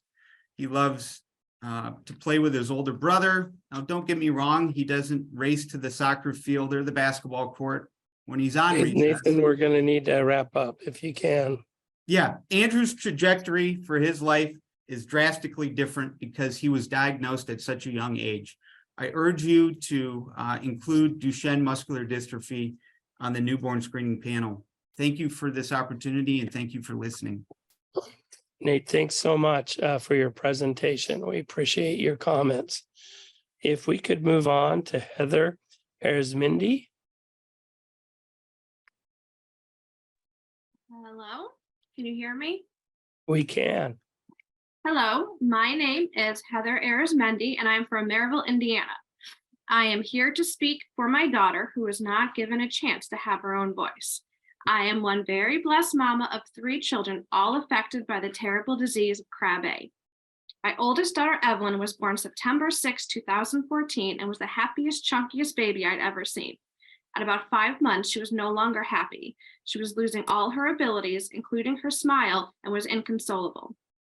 After months of being misdiagnosed, when she was 14 months old, we learned that Evelyn had Krabbe disease and that our perfect baby only had months left to live. Shortly after her diagnosis, we learned that I was pregnant with my second daughter. In 2017, our home state of Indiana did not test for Krabbe at birth. We had to fight to get our Molly a test, and weeks after she was born, we learned that she was a carrier for the disease. My girls only had 3 months together before Ev passed on April 16, 2018. They deserved more time together than that. On May 3rd, 2019, Owen joined our family. Once again, we had to beg for a test. Then May 10th, I heard those all too familiar words, Owen had Krabbe disease. To put it lightly, we felt devastated. Luckily for us, we live 45 minutes from Chicago, and with the hour of receiving the results, Lurie Children's Hospital and transport team were on their way to come get our baby boy and start the saving process of a stem cell transplant. We met with the amazing team of doctors and specialists, all laying out the pros and cons of this process. The choice was a no-brainer. We know firsthand what this disease can do to a child and to a family. To decide between a few years of watching another one of my children suffer daily, not being able to talk, move, eat, and live life like every child deserves, or choose an actual life for him, our choice was a resounding yes. The journey through the transplant was definitely not an easy one. We lived in that hospital for 6 months praying for the best. And guess what? We did receive the best. Owen, our sweet baby boy, is now the happiest, goofiest 4-year-old ever. He is literally crushing life. Not only can he walk, he runs. Not only can he talk, he sings. Not only can he eat without a G-tube, he is insatiable. He is in a preschool at a mainstream school, can count to 20, knows his ABCs. He brings joy and laughter to our entire family. He would not have had a chance to do any of this without being tested for Krabbe at birth, without the life-changing gift of the transplant. Isn't this something we all want? To witness a child get to be a child without needless suffering? To give every baby born a real chance at life? To give them a voice? To help future moms and dads not have to feel the weight of knowing they will lose their child, then watch their child progressively get worse and die, without even having a chance to save them. Every child deserves to live. Every child deserves a voice. Newborn screening works. Transplants save lives. If I were presented with watching another one of my children suffer through a medically complex life cut short, or choose life, obviously we choose life. Thank you. Thank you, Heather. I'd like to move on to Sarah Taylor. Hi, my runtime is right at 2 minutes, I promise, Scout's honor. My name is Sarah Taylor. My daughter, Anna Taylor, had Krabbe leukodystrophy. Anna passed away on April 2nd, 2015 at 23 months old. This is her right here. Because of the toll Krabbe took on our daughter, the majority of her short life was spent with the inability to speak, eat, see, or move. We did our best to engage with her and give her the best quality of life we could, though she remained like a living doll until her passing. Because Anna was not screened at birth, any possible treatment to halt the progression of this awful disease was not afforded to her. Newborns in Kentucky no longer need to face that same fate. However, just one day before Anna's passing, the Anna Claire Taylor Act was ceremoniously signed into law. This law enacted the standard that all newborns in Kentucky would receive Krabbe leukodystrophy screening at birth. Because of the opportunity given to Kentucky babies, the children that have received a positive screen and treatment are given the quality of life, or the opportunity for the quality of life that Anna never received.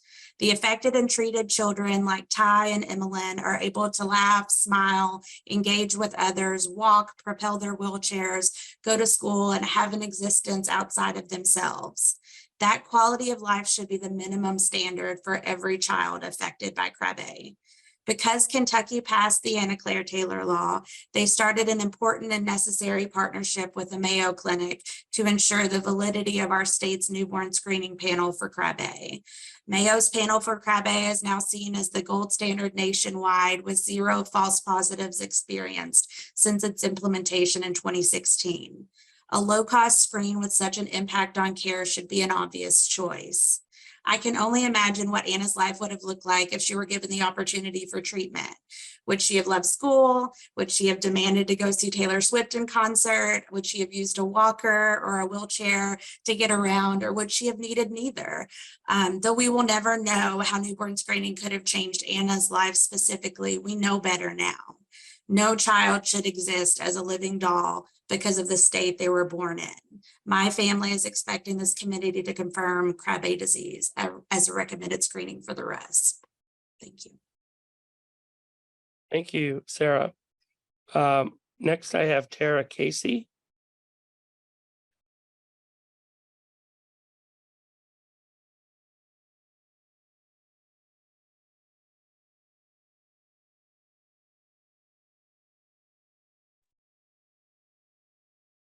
Is Tara Casey able to join us? Yes, I'm here. Thank you. Hi, my name is Tara Casey, proud mom to daughter Caroline Cece Casey. From the time Cece was just 11 months old, we started searching for why she couldn't walk on her own. We took her to every doctor, even traveling to other hospitals, but all came back with the same answer. She's fine, give her some time, and she would eventually walk on her own. However, my sweet girl was continuing to lose more abilities.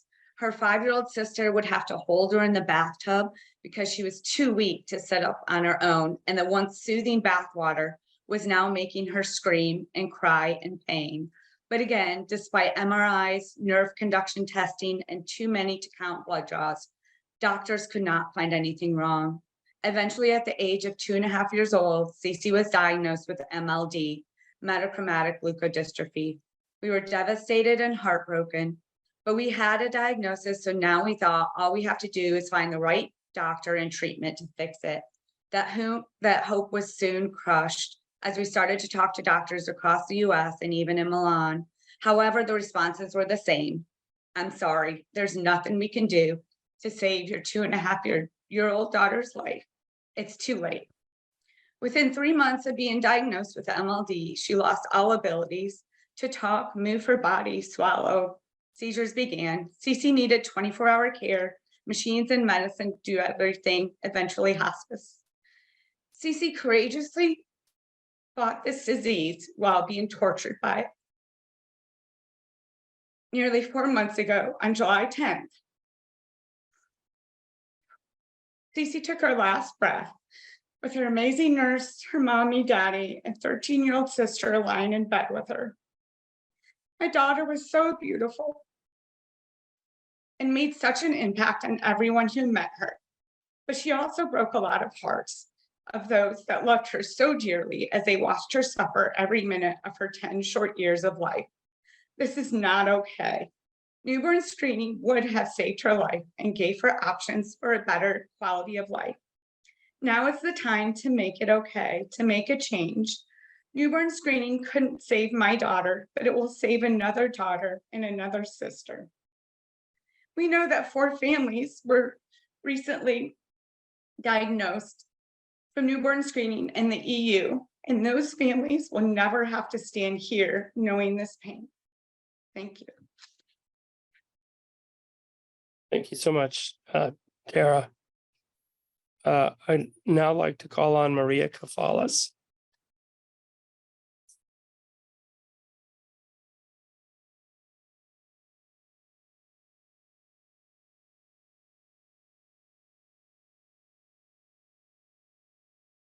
Maria, can you join us?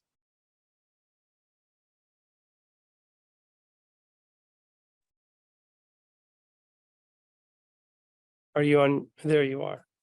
Yeah, I think you're on mute. I'm having some technical difficulties with my internet. Can I have someone else go while I resolve them, please? Of course. Thank you. And I'll come back to you, Maria. Thank you. Let me move on to Kendra Riley.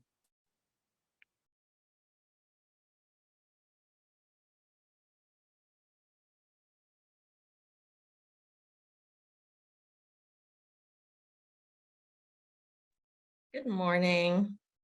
You see me okay? There we go. We can. All right. Good morning, everyone. My name's Kendra Riley. I'm from Phoenix, Arizona, where I live with my husband and our 3 daughters and run my small business. I'm here today with one of my daughters, Livy. You can see her in the background, because 2 of our 3 children were diagnosed with metachromatic leukodystrophy, or MLD, in 2020 at the height of the global pandemic.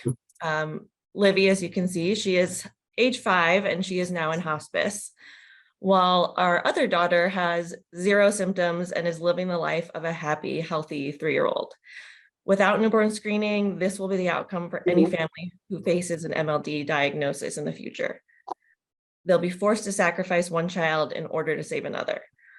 Our daughter Livy here, her only option as a symptomatic child was a clinical trial to hopefully stall the disease, which failed miserably and caused further surgeries. It only took 90 days after her diagnosis to lose her ability to walk, then talk, and then eat on her own. She now takes 9 medications a day to stay pain-free and is completely reliant on us and a variety of medical devices for everything in her life. It is because of her diagnosis that we got our other daughters tested. Thankfully, our youngest daughter, Kira, was only a few months old at the time we received the fateful call telling us that she too had this horrible disease. Because of that early diagnosis, she was able to receive the gene therapy that quite literally saved her life. She now lives symptom-free. She is advanced in communication, she rides her bike, she plays with Barbies, she goes to gymnastics, and she's at school as we speak. This is her. These are all the things that Livy over here was robbed of because newborn screening doesn't exist for MLD. And to think if it did, parents like myself would no longer go to sleep each night, knowing they may wake up with one less child. Siblings would no longer wonder how to play with their brother or sister who could no longer walk or talk. And children like our daughter Livy would have every opportunity in the world, all because of this little heel prick. We know a really, really good newborn screening test exists. And in the next 6 months, the gene therapy treatment our daughter Kira received will be FDA approved. When that happens, adding MLD to the RUSP will not only save lives, but save families from an unnecessarily tragic loss that affects each of them for the rest of their lives. So I urge you to add MLD to the RUSP and help families like ours avoid losing one child in order to save another. I thank you for your time and consideration today. Thanks so much, Kendra. I'm going to move on to Asmaran Safi. Sorry, Asmahan. Hello, I am Asmahan, parent of Nora, and I would like to share her metachromatic leukodystrophy diagnosis journey. Nora at 12 months was a happy and normally developing child. She loved eating food, especially spaghetti, and crawling up and down the stairs. At 18 months, she still wasn't walking, so we were referred to neurology.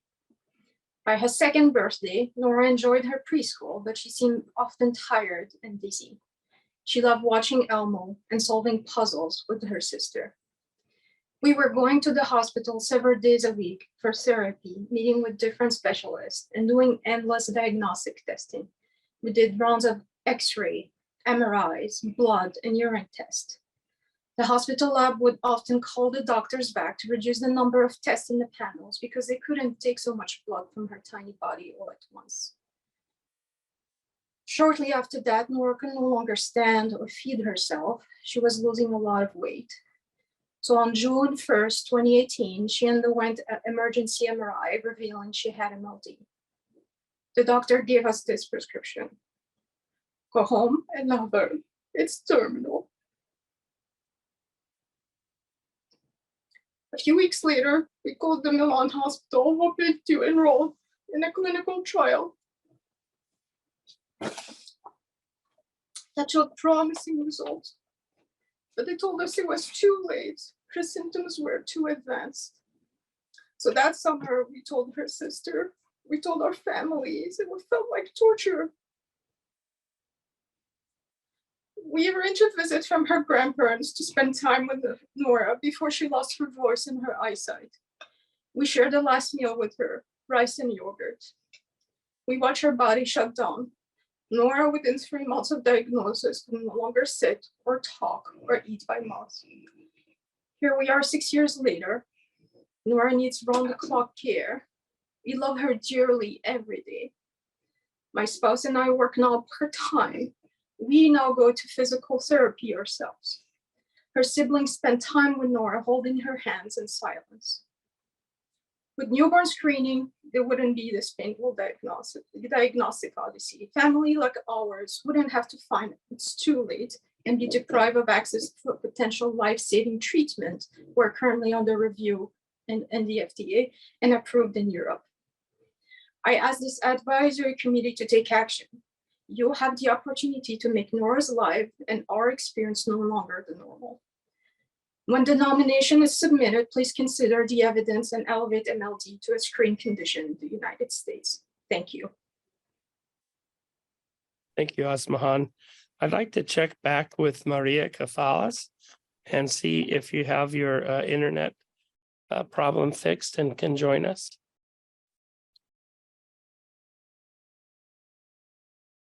Hi. Hello. My name is Maria Cafalas, and I am the founder of Cure MLD, a global network of advocates for metachromatic leukodystrophy families. As you have heard from my friends, MLD is a devastating neurologic disorder that robs babies of the ability to walk, talk, and feed themselves within 90 days of symptom onset.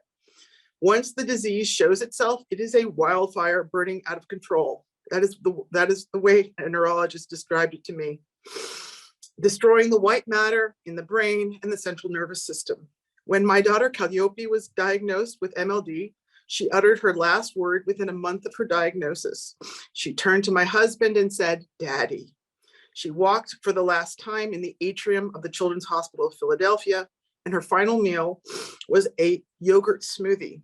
I do not remember her first steps, first word, or first meal with the clarity of the final ones.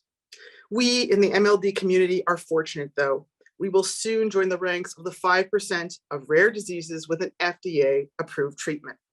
Experts in the field call OTL-200, a lentiviral-based gene therapy, miraculous. The oldest US patient is currently 13 years old, attends school, and has absolutely no symptoms of MLD.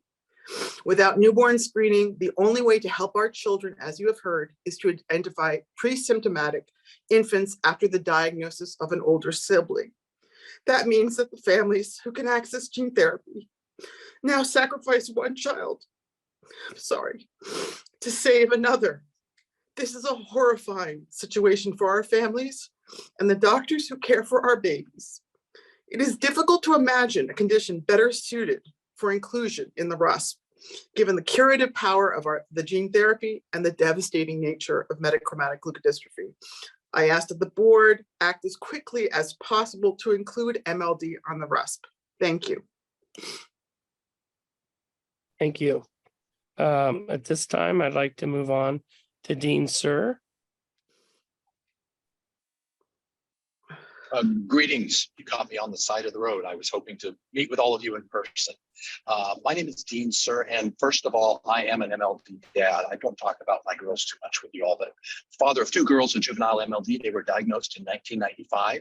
Lindy at age 14 after a 6-year diagnostic odyssey, and Darcy age 10 only because we found MLD in her older sister. Darcy passed away in 1995 after a bone marrow transplant. Lindy remains terminal with MLD. My wife and I co-founded MLD Foundation in 2001. Tomorrow, 60 researchers and advocates are gathering in Vienna for the 4th MLD Newborn Screening Summit. German MLD newborn screening started in 2021. It's using the GELB assay. To date, 3 sites over there are active. We also have a site in Screen Plus in New York. To date, some 160,000 samples have been screened using high throughput tandem mass sulfatide screen, followed by enzyme and genomics as the second and third tier. 4 babies have been identified. 3 have had gene therapy. 1 is waiting their turn for gene therapy. They wait a few months before they have the therapy. The incidence is about 1 in 40,000. It's been published for quite some time. As has been mentioned, gene therapy was approved by the EMA in December 2021. So Europe has access to this therapy, and they have screening, at least in Germany. They're working in other countries. Last August, Orchard Therapeutics, who owns the IP, submitted their BLA to the FDA. with RPD and RMAT designations. Since then, priority review has been granted and our PDUFA date is March 18. So we've all circled that on our calendars. Excuse me. As you've heard, pre-symptomatic diagnosis to access this therapy when it's most effective is not possible without nutrition. I spoke at the last meeting about Professor Gelb's work to develop and publish a genotype-phenotype scaling methodology in Matrix with a 76% predictive value. I hope you've had a chance to look at that. I will send that link to you all. We're adhering to the committee's rules regarding having an approved therapy before we submit our RUSP nomination. But as you heard, we're all looking to March 18th. So expect to be seeing that come before you at probably the second meeting from now. Those of you watching from state labs, we have met in your labs or at APHL meetings over the past 7 or 8 years, know that MLD Foundation wants to work with the labs and the public health systems to first identify the challenge and opportunities to implement newborn screening. So now that our nomination date is much more finite, we'll be circling back with you with more urgency to see how we can help you get started towards your implementation. Today, you're first meeting some of the MLD families and getting a feel for the vital importance of the early diagnosis of MLD. We hope when the committee meets, and hopefully in person in May, which will be the time when you would vote to add this to or send this to expert review, that we can bring families and some of these affected individuals in person so that you can personally experience the curative nature of the early diagnosis and gene therapy. And a quick mention about the RUSP roundtable. We are currently planning that as well. Dean, please. For when you first next meet in person, and we hope that will blend in well with it. Every Life is doing what you're doing this afternoon. Thank you all for your continued work in newborn screening, and keep at it. We really appreciate that you're addressing challenges and struggling with them, but working on them and making progress. Thanks all. Thanks, Dean. Next, I have Kim Higbee. Hi, yes, good morning. My name is Kim Higbee, and I live in Jacksonville, Florida with my husband and 2 young daughters. I'm here today as a mother and also as a board member for the Hope for PDCD Foundation. As my rare disease community prepares to submit a RUSP nomination in 2024 for pyruvate dehydrogenase complex deficiency, I wanted to take this opportunity to begin to raise awareness in the newborn screening community, because even though PDCD is one of the most common neurodegenerative disorders associated with abnormal mitochondrial metabolism, it is still very much unknown. My youngest daughter, Harlow, was diagnosed with PDCD at 9 months old, but our diagnostic journey began at birth. After a healthy pregnancy, Harlow scored low on her AGPAR test, and we were told she had congenital hypotonia, and upwards of 600 things could be the cause of that. Fortunately, our story is different from many, and we had a pediatrician who fought alongside us to get us what we needed and to whom we needed to see as quickly as possible to get answers. But that still meant what I like to call the stepping stone procedure of what insurance will approve for testing. For us, that included a microarray, a DNA methylation test, a brain MRI, a leukodystrophy panel, and finally the whole exome sequence. Sadly, those were 9 miserable months that Harlow was only awake for around 45 minutes at a time and was likely suffering from lactic acidosis, causing metabolic distress that my husband and I mistook for colic cries. Shortly after diagnosis, we got Harlow on a ketogenic diet since PDCD patients can't process carbohydrates for energy. We saw an immediate change on day 1. It was like an awakening for her, and her personality began to shine through. Harlow was now almost 2.5 years old and showing progress every day, although I still question what it would be like had we started keto in the first week of life. While we can't undo that damage for Harlow, we can help others that come after us and save the future parents from the long diagnostic journey.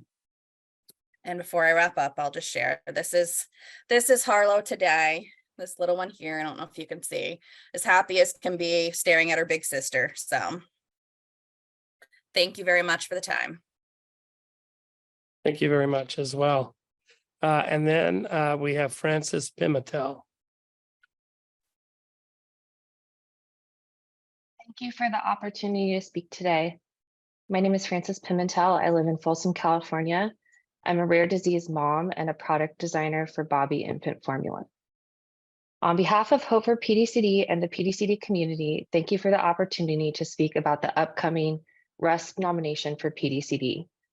My daughter Violet has a treatable mitochondrial disease known as pyruvate dehydrogenase complex deficiency, or PDCD. As a second-time mom, my maternal instincts told me something was very wrong when Violet was sleeping too long in between feedings, not tracking objects, difficult to feed, and overall just not thriving. Countless pediatricians, ER doctors, and even neurologists could not have been more incorrect when they told me there was no urgency in finding answers and that someday she would catch up with her peers and that everything would be fine. My instincts told me to disregard their advice, and instead I advocated to get my daughter admitted to UCSF for a full diagnostic workup. Every day I thank God that I did that. As it turns out, my daughter has a mutation on the PDHA1 gene, causing a treatable mitochondrial metabolic disease. As a disorder of carbohydrate metabolism, children with PDCD need a ketogenic diet. And the earlier you start this therapeutic treatment, the better the outcome. With PDCD, carbohydrates cannot be used for energy, and every day that patients are not in ketosis means that lactic acid is building up in their system, especially in their brain and their central nervous system. My husband and I have no doubt that my daughter's medical ketogenic formula is not only keeping her alive, but allowing her to thrive. Within days of being in ketosis, her baseline lactic acid went from a 5 to a 2. She started babbling, tracking objects without any visual delay, and making progress toward milestones that were previously missed. Today, she is no longer content to lie still, and we are even having to baby-proof our home as she has begun crawling. She is still 100% dependent on a feeding tube after losing her suck-swallow reflex at 4 months, but we are still so grateful for her and for getting the diagnosis so early. Unfortunately, the 9 months of brain damage can never be undone, but we hope to help the families that come after us. We know from a pilot study done in Ohio that PDCD occurs in 1 in 40,000 live births, making it slightly more common than ALS. In that study and in others in Colorado and Pennsylvania, it was shown that using the biomarkers proline, alanine, leucine, and lysine, which are already included in existing screening methods, children with PDCD can achieve early detection through newborn screening. And I'll just share a photo. This is my daughter, Violet. She's beautiful. Thank you for your time today. Thank you so much, Francis. I want to pause and thank everyone who did public comment with us today. I want to thank Every Life for the studies and written comments they provided for our consideration and review, but I especially want to thank the parents who shared the personal journeys of themselves, their families, and their children affected by heritable disorders. This is an important part of the committee. It's one of the reasons the Federal Advisory Committee Act was created, was to include the voice of those affected in policy decision making.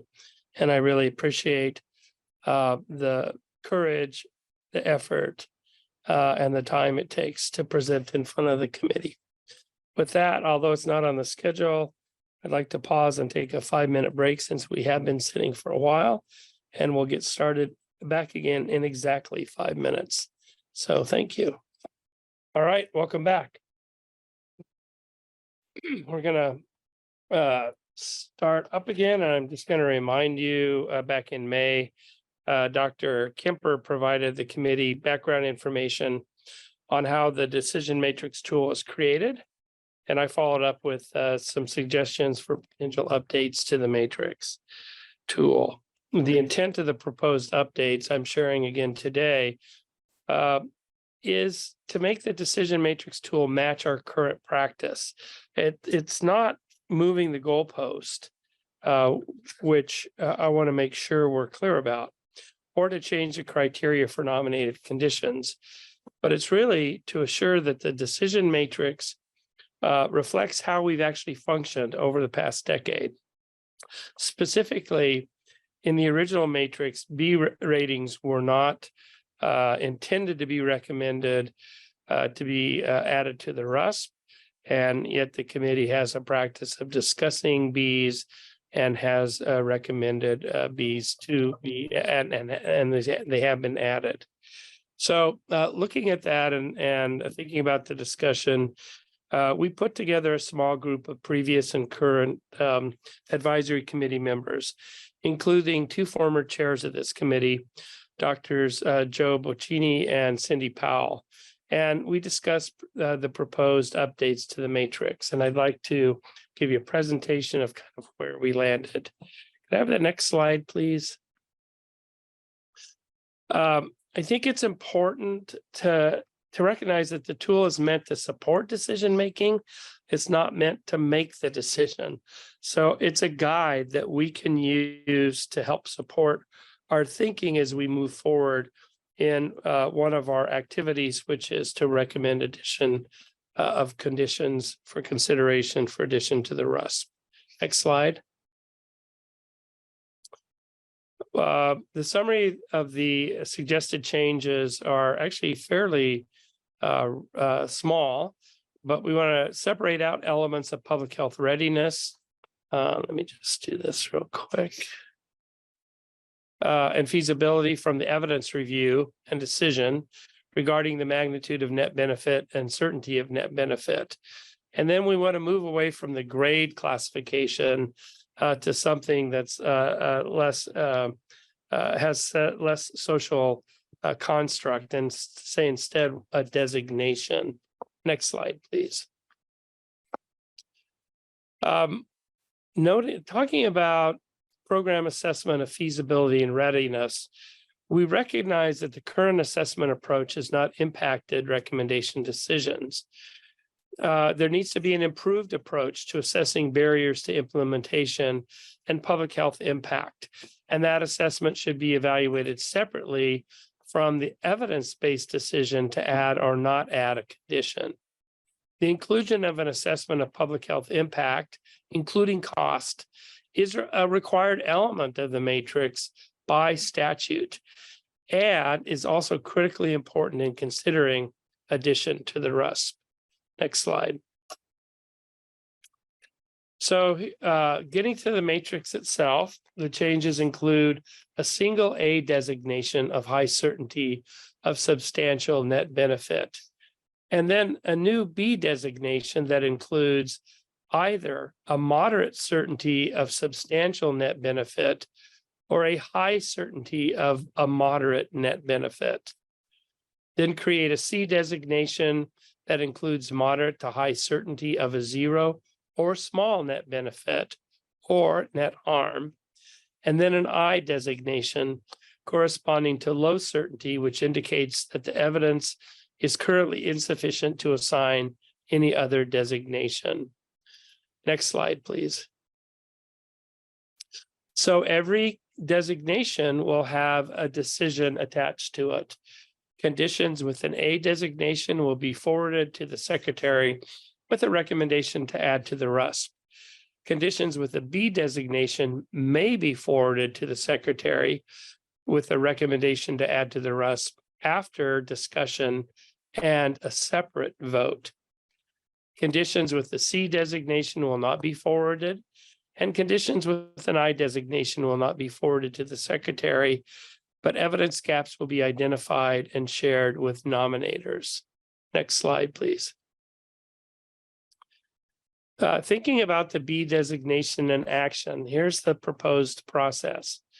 Based on an assessment of the magnitude of net benefit and a certainty of net benefit, the committee would first vote to assign a B designation. Then, based on additional discussion of the evidence and an assessment of the anticipated impact of adding the condition in terms of individual, family, and public health benefit, the committee will vote on whether to recommend adding the condition to the RUSP. This separates agreement on the evidence from agreement that the condition should be added to the RUSP, which we felt were two kind of separate thought processes and judgments that should be separated but linked for these B designations. Next slide. So here is a summary of the suggested revised matrix, the A, B, C, and I, with the descriptions that I've just presented, and then the actions that we also talked about just a little bit shorter. Next slide, please. So the matrix requires judgment, and this is an important part of all evidence-based practices. You can't look through evidence to decision process that doesn't include the word judgment in some place. So the two areas of judgment are net benefit and magnitude of net benefit. In terms of certainty of net benefit, there are well-established approaches for the decision. We would suggest or adopt or revise the criteria used by the U.S. Preventive Services Task Force. Certainty is based on the evidence. It's based on the quality, coherence, consistency, amount, and specificity of the evidence. And so it's an epidemiologic consideration that, again, does require judgment, looking at the elements, but is otherwise, I think, is well established in the evidence-based world. Now, the magnitude of net benefit is more complex, and especially in the setting of creating new levels of net benefit that we talk about as substantial and moderate.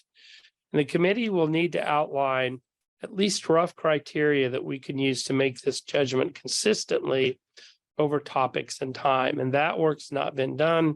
The listening sessions today are intended to start providing us with the information we need to map out this decision-making around net benefit. So we hope that as we break up into different groups, we participate in answering the questions and providing input from differing perspectives about both benefits and harms. Next slide, please. All right, coming back to public health impact assessment. So by law, our recommendations for addition to the rest must include an assessment of public health feasibility and assessment. Since we are asking public health, state public health laboratories and state public health newborn screening programs to implement these screening recommendations, we really need this assessment in order to help put the entire package together and reach implementation, which I think is what we all hope to achieve.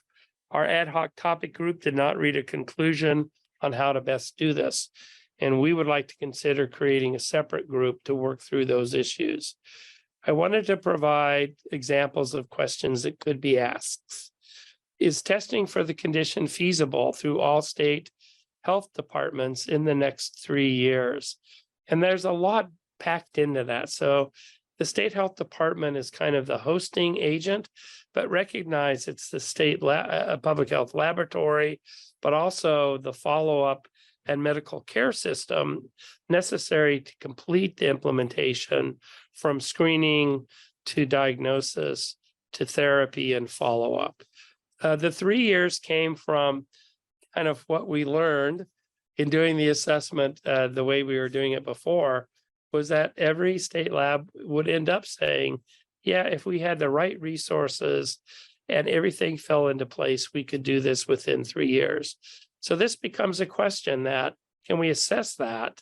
Is it feasible in the next 3 years? And then the second question will be, will all state health departments be ready to implement testing within the next 3 years, similar to the first one?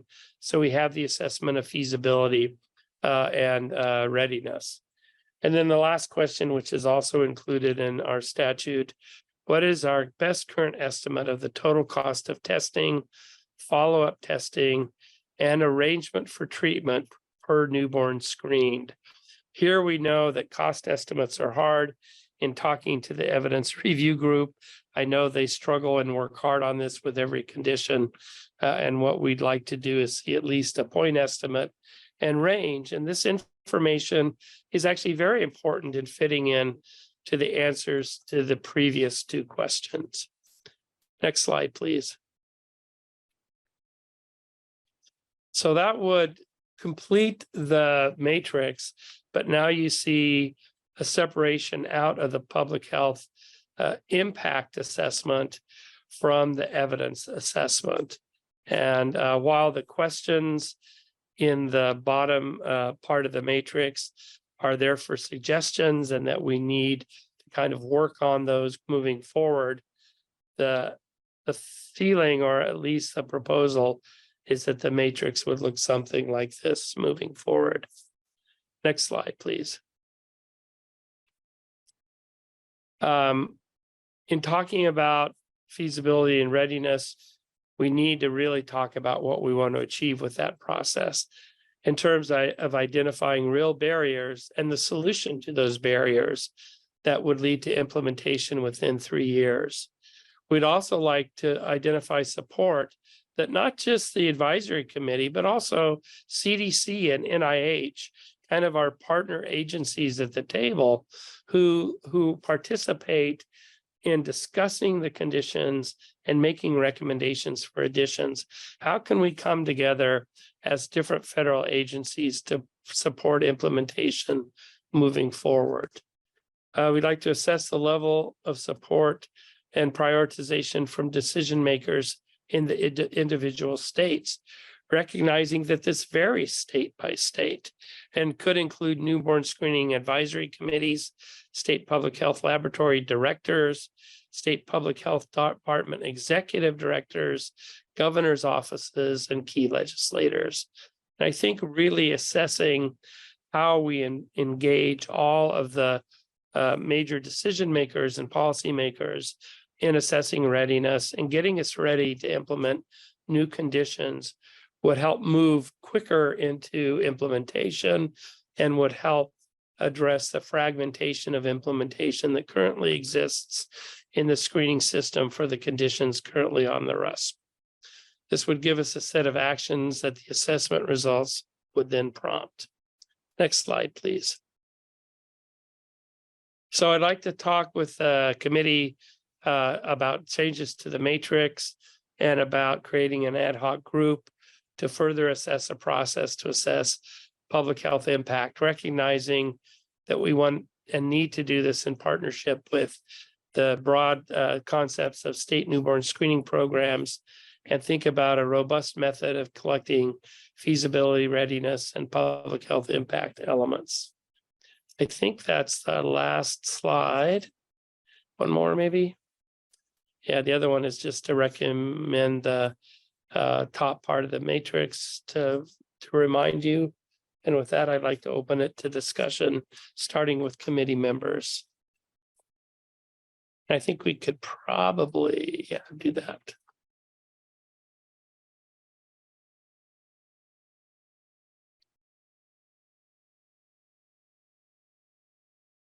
As people are thinking about their questions, I want to thank the time and effort that the ad hoc topic group put in.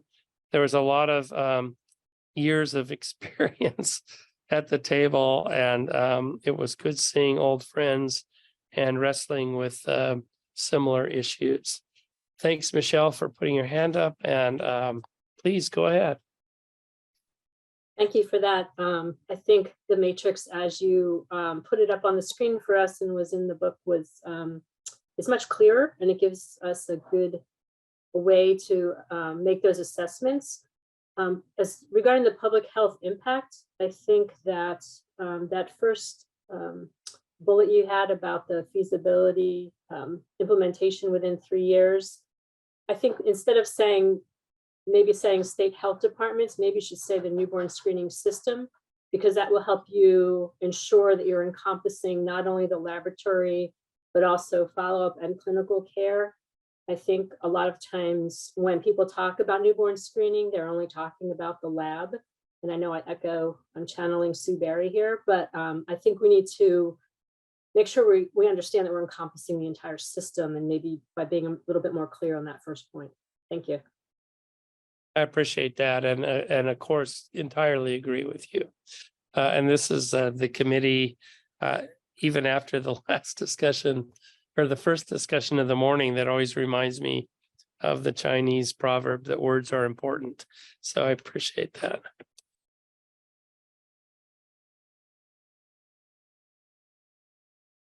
Ash? Just a quick comment on if a condition is classified as C based on the evidence for net benefit and extent of benefit, then would that still go through the feasibility analysis, or that would not?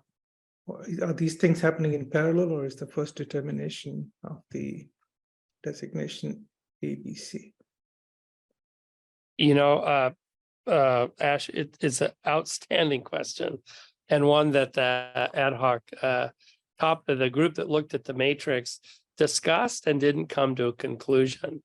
Currently, the approach was that they would be done concurrently, so that the decision to add to the RUS would not be, if you will, slowed down by the assessment process.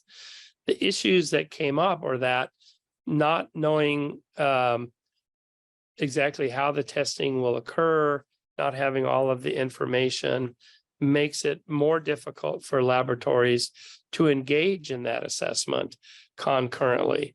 And that's something that I think we would like the ad hoc group on newborn screening system feasibility and readiness to kind of take on, because we couldn't quite answer it. But you're right, if you got to a C, the idea is that you wouldn't need that assessment because you weren't going to add it to the RUS. Sean? Thanks. This kind of follows on to Ash's question, and that is, can you talk a little bit about, I think the recommendation for an A finding is that it will be passed on to the secretary it will be recommended to the secretary to add to the RUS. How would you see the feasibility and readiness evaluation fitting into that? If the A automatically moves something, if an A designation automatically moves something on to the secretary with a recommendation to add to the RUS. Yeah, and Sean, that's an important clarification, so I appreciate that. From an evidence standpoint, it would move directly onto the RUS, but you still have to complete the public health readiness, feasibility, and impact assessment before that can be complete. And so it would have to await that. So yeah, it doesn't have any barriers. I guess maybe the way to say it is it doesn't need that second vote, but it still needs that assessment.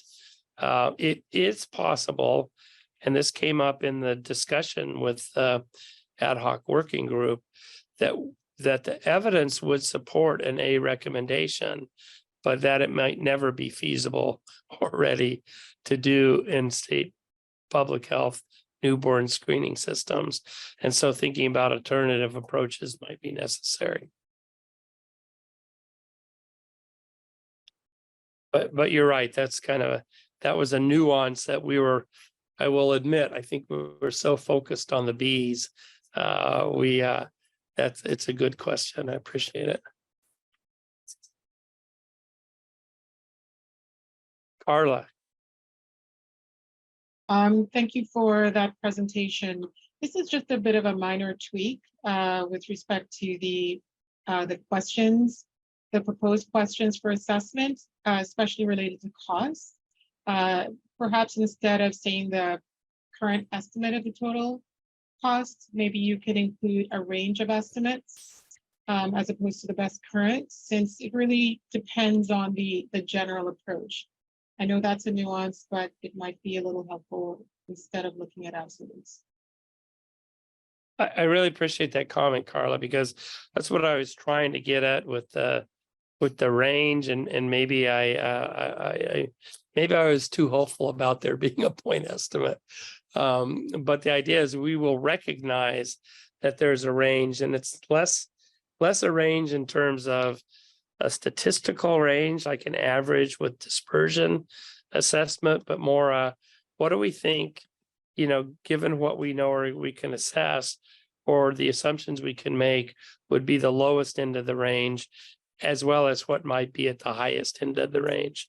So I think that's the clarification we can make, and I appreciate the comment. Deborah Friedenberg.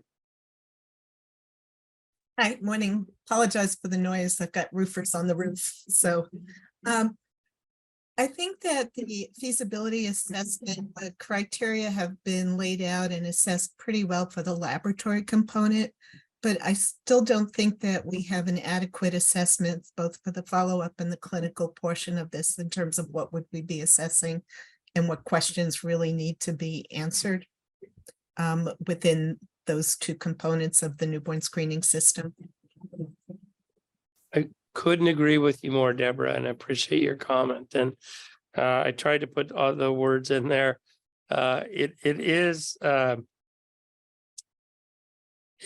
It's almost second nature to fall back and pick on the labs. And so I apologize for that. So we always have to remember that this is a system. The laboratory is an important component, but not the only component. And as we talk about feasibility and readiness, it has to think entirely across the entire system. So that's why we couldn't get to it in an hour and a half with the first ad hoc group. Susan Berry. Thank you, Sue Berry from the SIMD. I want to pile on this whole aspect with regard to the further parts of the system that have really never been considered in making any of these evaluations. I'm going to suggest hopefully that as you create the ad hoc group that you make sure that representatives on whom this would have an impact are able to lend their voice to this conversation. The other comment that I would make is that one of the other things we've never considered, and I don't know if it's feasible or even should be, is that the relative access to care for affected babies is an important element. When we start approving things that cost $1 million or $2 million or $3 million or more per dose per treatment, that means that there's a likelihood that they will not be applied evenly across all babies, and that we run a risk of being incomplete in providing access to care. And I don't know how to ask that question on a longer term basis, but I know it's a high impact issue as we have more life-saving but very expensive therapies made available for treatment of potentially newborn screened disorders. So don't know how to get that in there. Somehow we must. I think it's a great comment, Sue. And, you know, I, in coming back to the committee after a few years off, I remember when we were doing costs, I specifically asked Alex whether cost of treatment were included in the calculations of cost. And he reminded me that they are not and have not been included. And whenever you do cost effectiveness analysis, you always have to assume all of the costs, including the costs of treatment. And so that would be a major change, I believe, and it's something I think it would be a good additional aspect of the ad hoc committee looking at this specific element to consider. I'm coming at it not just from the aspect of how much it costs, but how fair it is. Right. What is the access to care? And that's the how key how that translates to equity. And thank you. I didn't mean to gloss over that important aspect. Scott Schoen.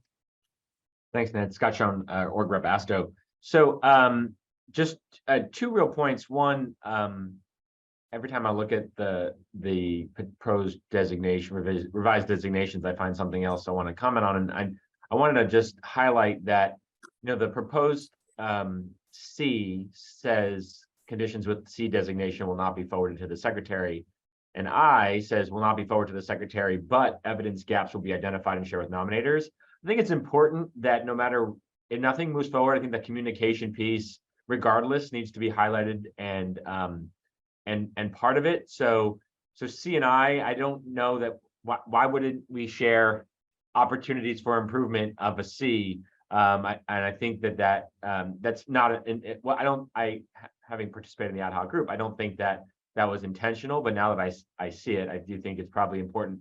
for us to call out that as you do currently in your role and your predecessors in that role, there is constant dialogue with nominators on what was submitted and what are opportunities for improvement moving forward. So that was the first thing I wanted to call out as an opportunity to tweak this a little bit. The second, I wanted to highlight something that I got to participate in a different role before I was lab director in North Carolina, where I got to work with Florida's Newborn Screening Advisory Committee.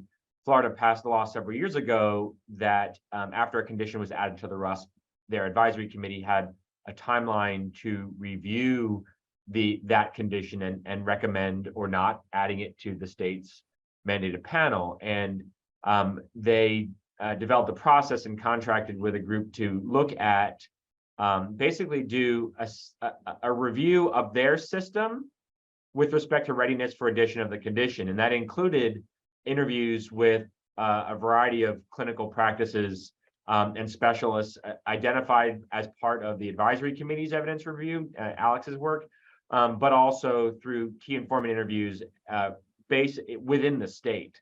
And then that report was generated and showed a variety of things from cost, estimates of cost to private insurance, but also the Florida Medicaid system, but also whether or not the medical system and specialty care had sort of adequate bandwidth or specialists. And there were some conditions that were reviewed, whereas identified that there were certain things that needed to be put in place before they might want to go ahead with moving forward. And so I point to that as a potential resource for any future ad hoc group to look at when they include those documents, and knowing that Florida, has a sunshine state, those documents are probably available online to anybody who would want to see them as part of the advisory committee. So, Thanks, Scott, for both your comments, and well said and taken. And I took notes. I appreciate it.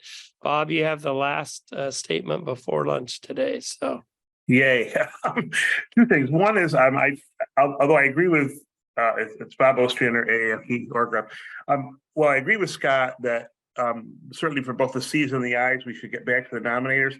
The way I read that is the I kind of was the ones that might have a little star next to them, where they would be potentially more likely to be considered for the earlier expedited re-review, like we talked about last meeting with Crabbe. So I do like those different categories, even though they both need feedback to the nominators.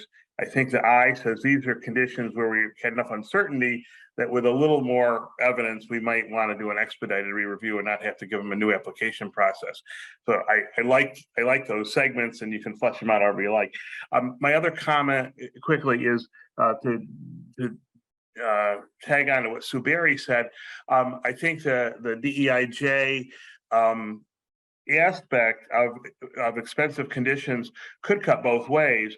Certainly, if we recommend a real expensive condition to RUSP, we may be recommending a condition that could worsen its application. On the other hand, there has been movement that anything that's recommended to the RUSP must be covered for everyone, and it's possible that recommending expensive things to the RUSP may actually reduce inequities. I don't have an answer one way or the other, but I think we should bear in mind that sometimes by adding something to the RUSP, we may be actually reducing disparities, where right now, if it's not on the RUSP, only the certain fortunate people that can run and get an early diagnosis without early newborn screening and then pay for it get treated, with the ones who can't do that when they've got a kid who's having some early symptoms maybe isn't going to get diagnosed. So my ideal is that adding things to the RUSP promotes equity and doesn't worsen it, but it obviously could cut the other way. yeah, I appreciate that. I think mandated coverage, we always recognize that somebody pays for mandated coverage issues, and it comes out in our insurance premiums, comes out in our tax dollars. If Medicaid at a state level is restricted and getting larger, if you're in a tax limitation state like Colorado, then if you spend more in one area, you have to back off in another. So there are adverse consequences in multiple other areas that we always have to think about when we talk about costs. but I appreciate that this is a way to think about more equitable access over time. All right, this is great. I think I heard a lot of positive comments. I think what I'd like to do is move forward with staff here in reaching out to folks about creating this ad hoc committee on public health and newborn screening system feasibility, readiness, and public health impact. And we'll start working on that at the end when this meeting is over, and try to get a group starting meeting as early as before the next meeting. And with that, Sean, oh, I'm sorry, Sean. That's okay. Very quickly, would it be possible for someone at HRSA to try to track down the report that Scott described that they made for the state of Florida and make it available to us? I've already emailed them. Thank you. Unless there are further comments or questions, I suggest we take a break for a half hour for lunch, and then we'll reconvene promptly at 1 o'clock Eastern, and for Sean, that will be 9 o'clock Colorado time, and 8 o'clock if you're in California. So thanks. See you all soon.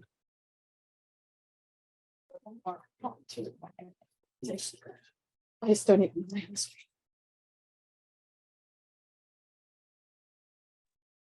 I'm going to unmute myself. Well, I want to welcome everyone back to the afternoon session. For those of us for whom it is afternoon. And thank you all again for attending today. Excellent discussions this morning. I think just a really moving public comment session, as they all are. Again, I appreciate the commitment of all of those invested and interested in newborn screening for spending time and effort and emotion with us today. Moving on to the afternoon, back in May, you remember I presented a proposal to address conflict of interest, both for committee members and organizational representatives. We took the information that we discussed at that meeting, and Jennifer Kwan and I reviewed FACA policies and reviewed policies and procedures from other federal advisory committees.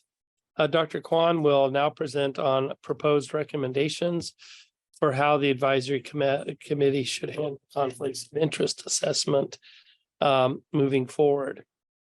Just to remind people, Dr. Kwan joined the committee in January of 2022. She is a professor of neurology at the University of Wisconsin School of Medicine and Public Health, and the director of the Pediatric Neuromuscular Program at the American Family Children's Hospital. Dr. Kwan is trained in pediatric neurology and neuromuscular disorders, and is just an outstanding small group partner. So Jennifer, if you will take over, that would be great. I think we'll put the slides up. Great. I hope people can hear me okay. Thumbs up. Yes. Okay. Great.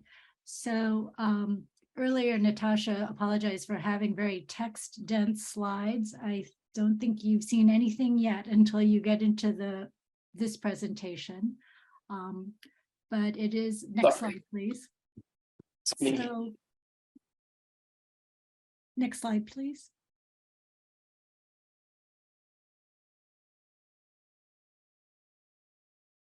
Oh, I'm so sorry. I must have remuted myself. I apologize. So this is a very text-heavy presentation.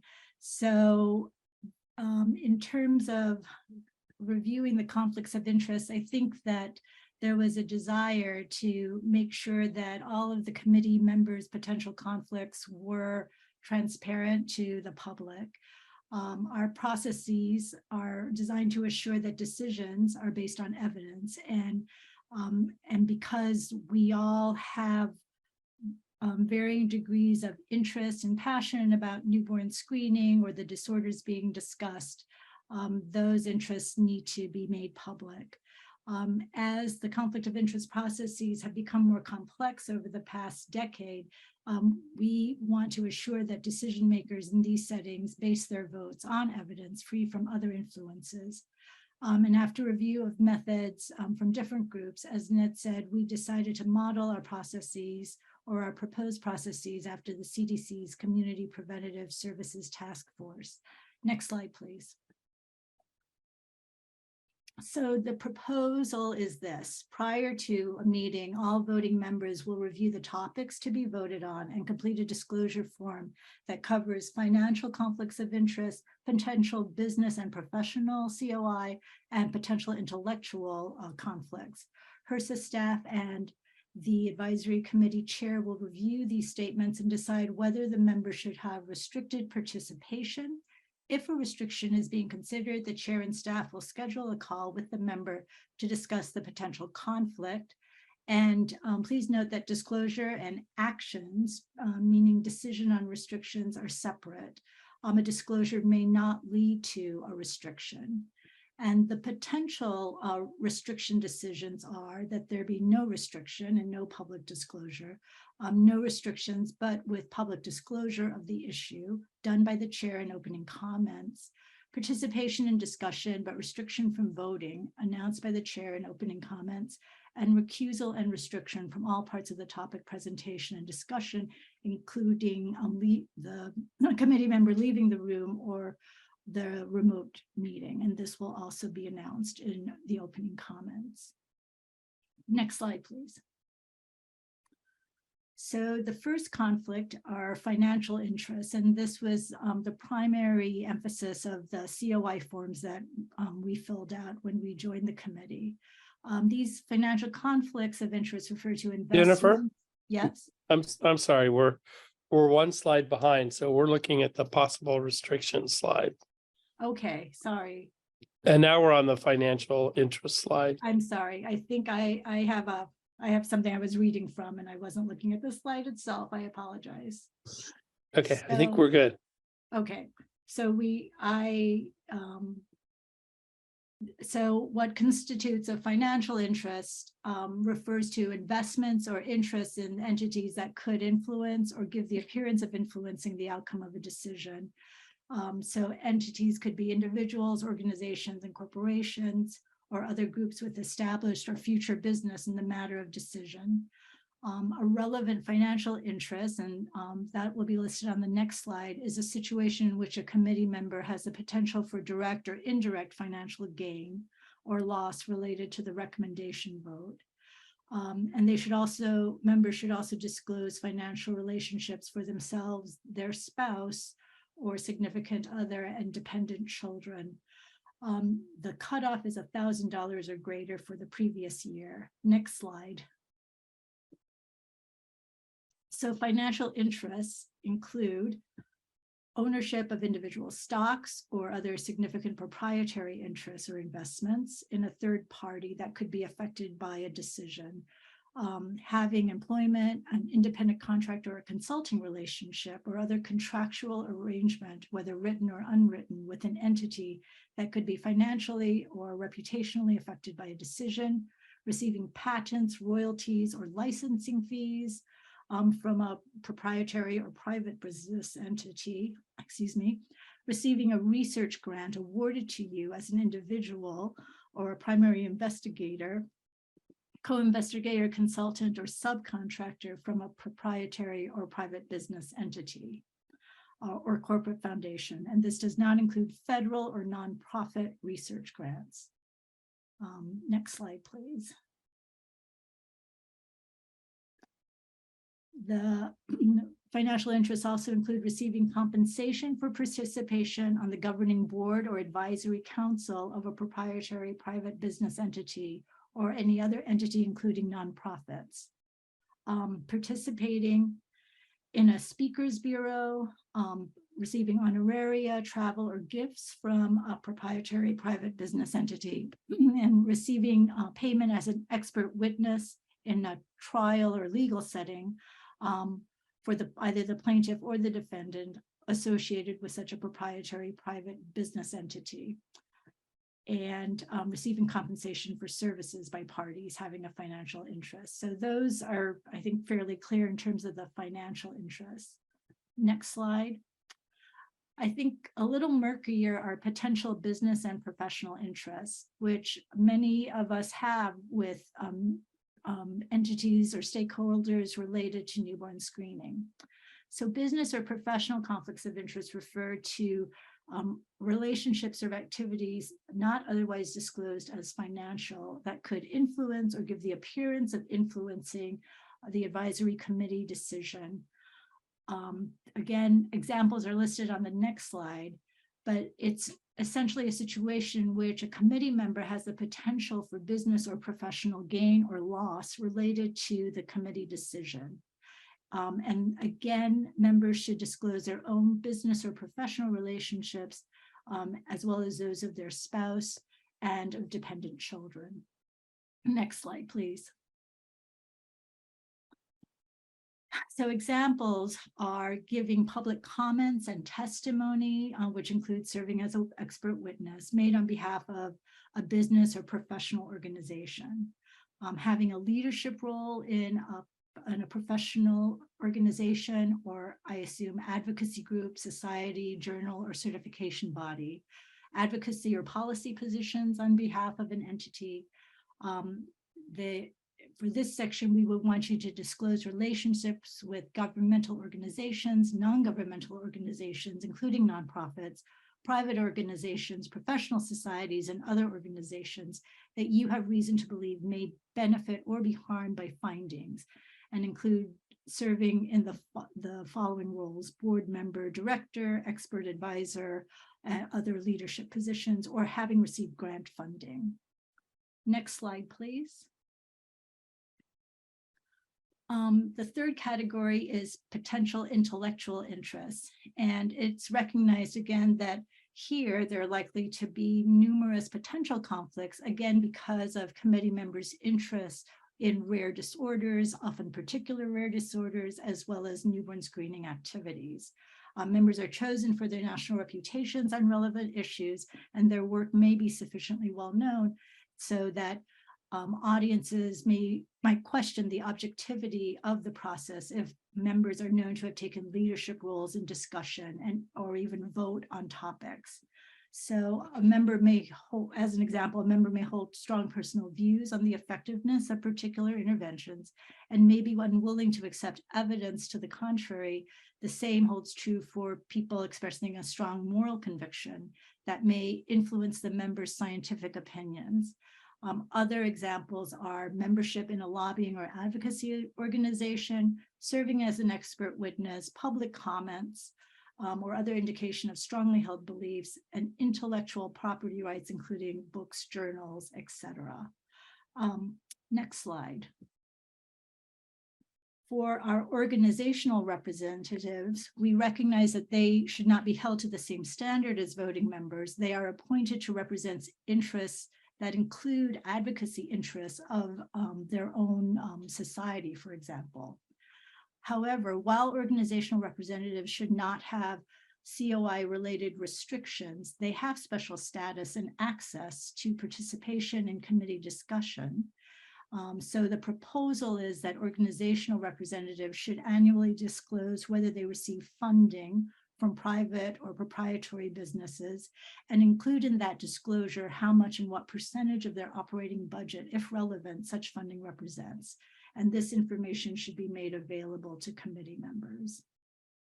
So this is the end of the talk. I've flown through it fairly quickly because the talk is pretty well represented in the briefing book. And then the form that we're asked to fill out also has a lot of explanations and examples.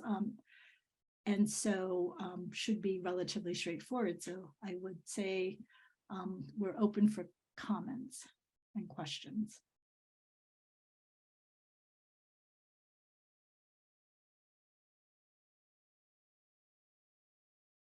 Yeah, Ned, did you? Oh my I goodness. did. I raised my hand because Yes, you were still in control. So that was yes, you great. did. Can I stop being in control? Happy. Yeah, you can.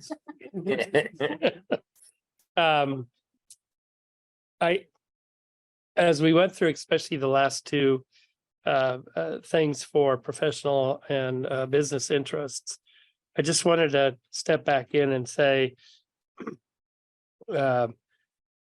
remember that once you disclose and actions are separate.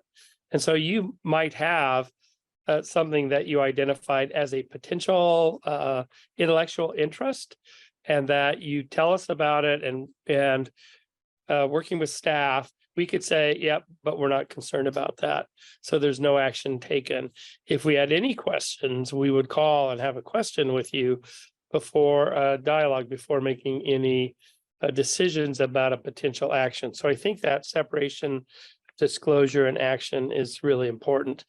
The second thing I wanted to say, having gone through this for the advisory committee, for the community task force, once you fill out the form once, it's easy.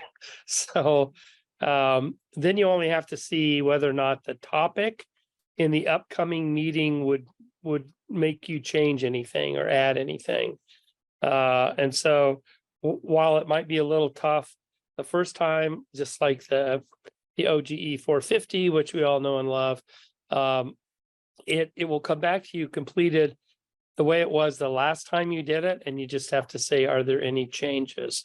So actually, after the initial investment, it's really quite easy.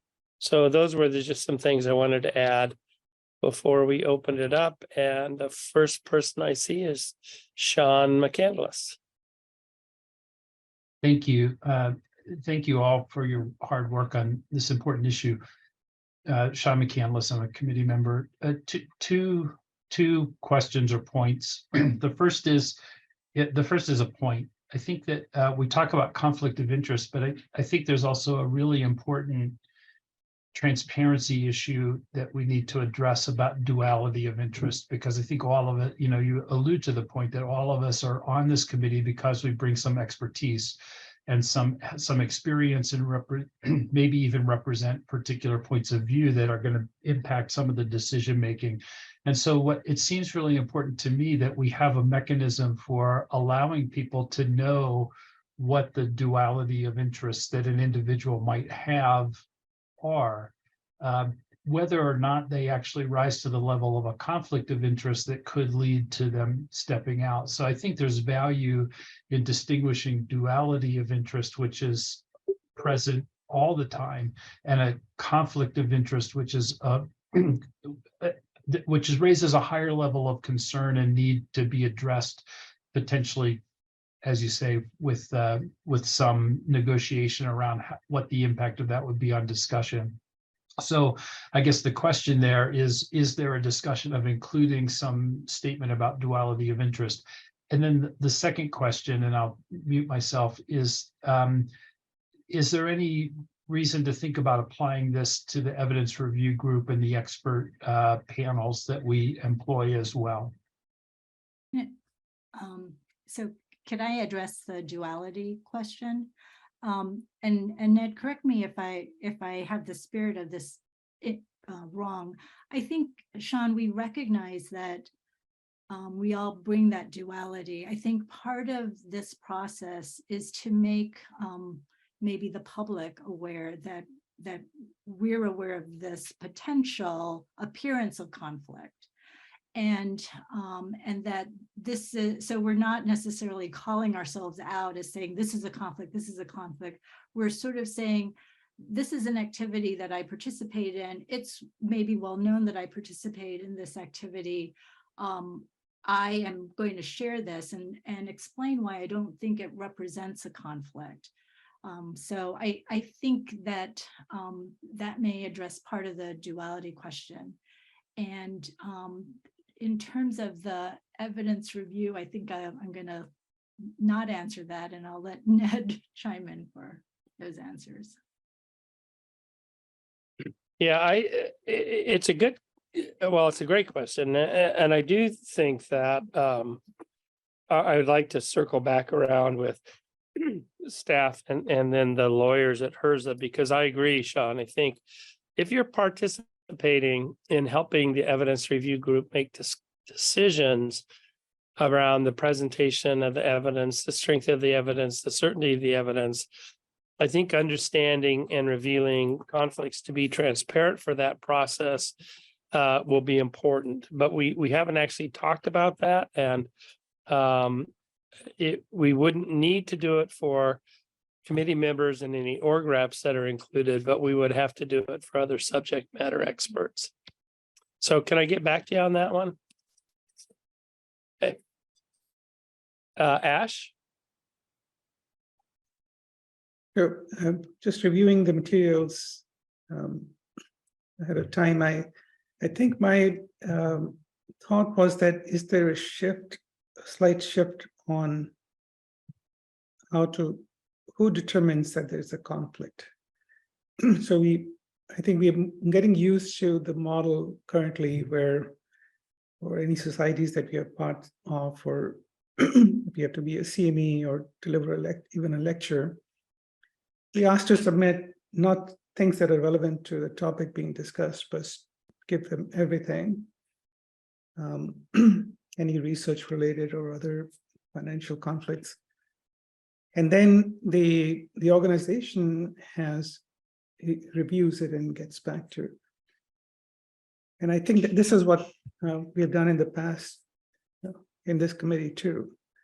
But now, in addition to that, prior to each meeting, we would also look at the topics or the votes and then decide if anything has changed, or so right. Is that a shift or is it not a shift? I think there are two, thank you for the question. There are two shifts. One being that we will review it as a topic specific assessment prior to every meeting. So that's one. And the second big shift is the addition of potential professional business and intellectual conflicts, or to Sean's issue, dualities, kind of understanding and being transparent about people's other roles and expertise, and whether or not, being transparent about that so that the public can trust that we're making decisions based on the evidence and not bias. So those are the two biggest changes. The addition of professional and business conflicts is moving very rapidly through many other governmental panels. So Jennifer and I worked mainly with the community guide, partly because it's public health, but partly because I was involved in helping them put that together and doing the assessments of forms for about 3 years before I rotated off that panel. But we modeled ours closely after what the U.S. Preventive Services Task Force has done, which is a group that also, when they make a recommendation of an A or a B nature, has big ramifications in terms of cost of the medical care system and economic benefit to clinicians and manufacturers. And so that new lower level of $1,000 came directly from the USPSTF. So I think what we're doing, what I'm asking the committee to consider is to adopting the approach that other national panels whose decisions carry important public health and economic impacts to follow the similar process. Jeff? Ned, I think I've heard you say in the past that part of the way you thought about this is for example, on a NASM panels where they'll say, yes, you have this duality of interest. Does it prohibit you from being able to make an unbiased decision? Can you say more about that? Yeah, so the current process, which we have used in the past, is, other than the financial interests as outlined in the OGE 450 and the system that HRSA has for addressing that and asking people about their investments. Those have happened in the background, but what I've noticed at NASM was this question about, oh, I'm sorry. And then once we did that, if a topic came up, we would just say, if you think you have a conflict of interest, you should recuse yourself. So we asked each member to make that individual decision. I think a more pointed way of doing that, and it's kind of what we're trying to achieve, I think, with a more complete assessment, is the ability to ask the question, do you believe that you can objectively assess the evidence in making a decision to vote on this specific topic? And the disclosure only brings that question up.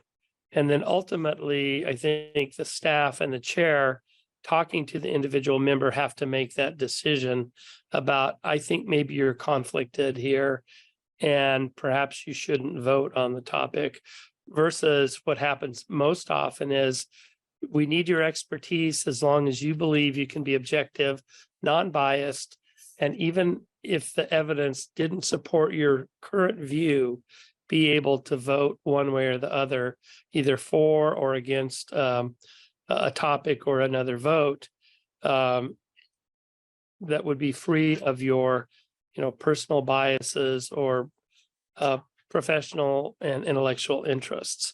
So that's what we're really trying to get at. And so there's a process behind it. It rarely, in my experience, it rarely elevates to the level of asking someone to recuse themselves unless there's a direct financial interest, or you would actually answer the question, I believe this doesn't work, so I cannot vote for it. Or I believe this does work, and therefore I couldn't vote against it. And actually having to answer that question is, I think, useful. It does, I wanted to say, it brings up issues so what if the chair is conflicted? So then it falls to staff. So I work as the chief medical officer half-time for the state of Colorado. The health department runs the newborn screening program. There are other state agencies involved with funding the care after a condition is added to the RUSP. And so I would have to tell HRSA, I have a potential conflict from a professional standpoint, because I have the interests of my department and my state in mind when talking about these conditions. And then staff here would have to say, well, Ned, do you think you can objectively review the evidence for adding, let's say, Krabbe, knowing what the direct costs to the state of Colorado would be in terms of screening, referral for treatment, confirmatory testing, and treatment through the course of the disease while the patient is covered by, say, Medicaid. So that's a potential professional conflict that they would have to make the call for, and they would have to ask, and they will ask me specifically, do I think I can make that decision?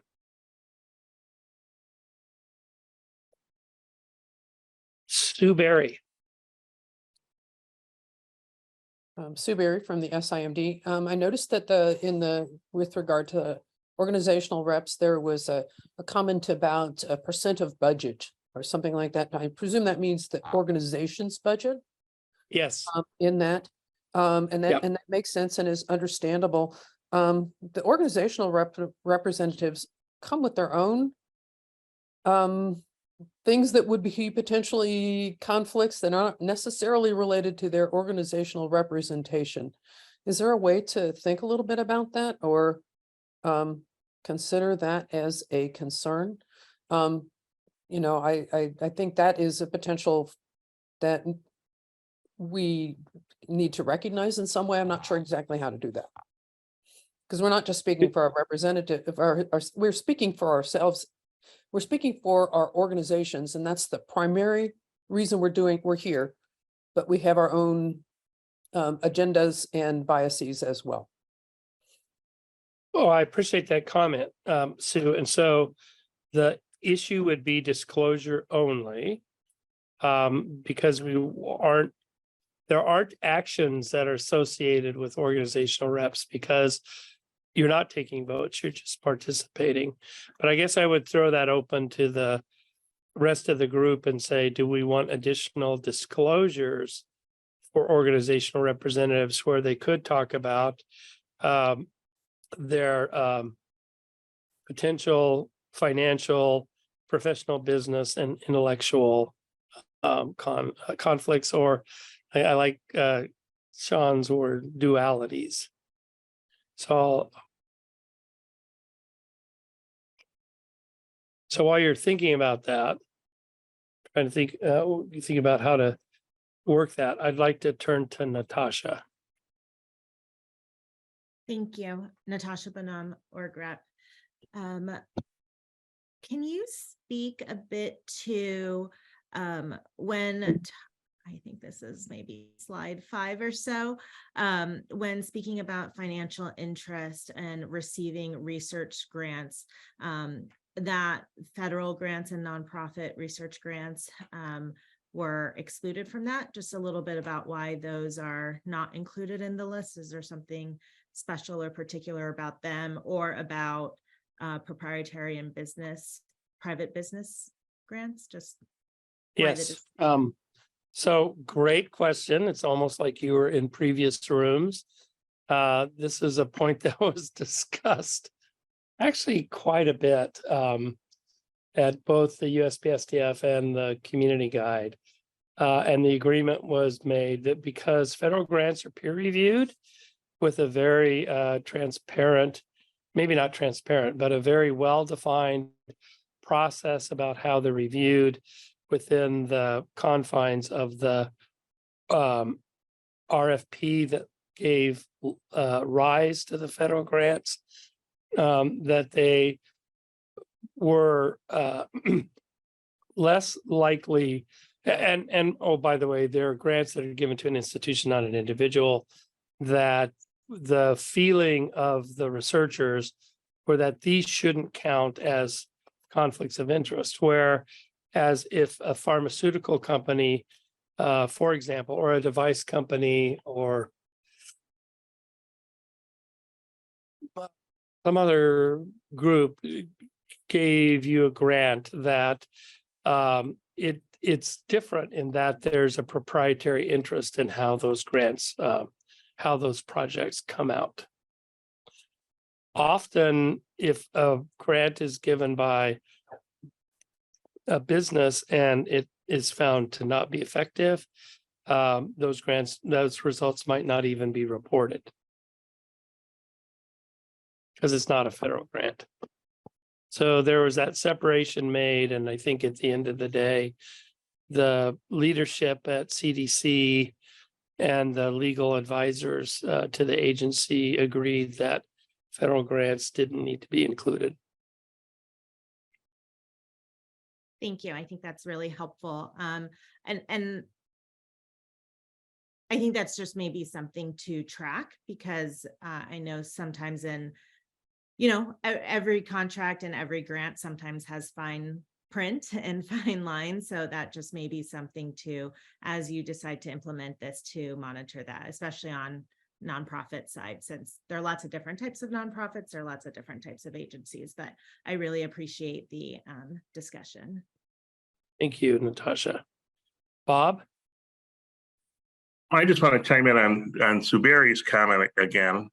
And I agree with her.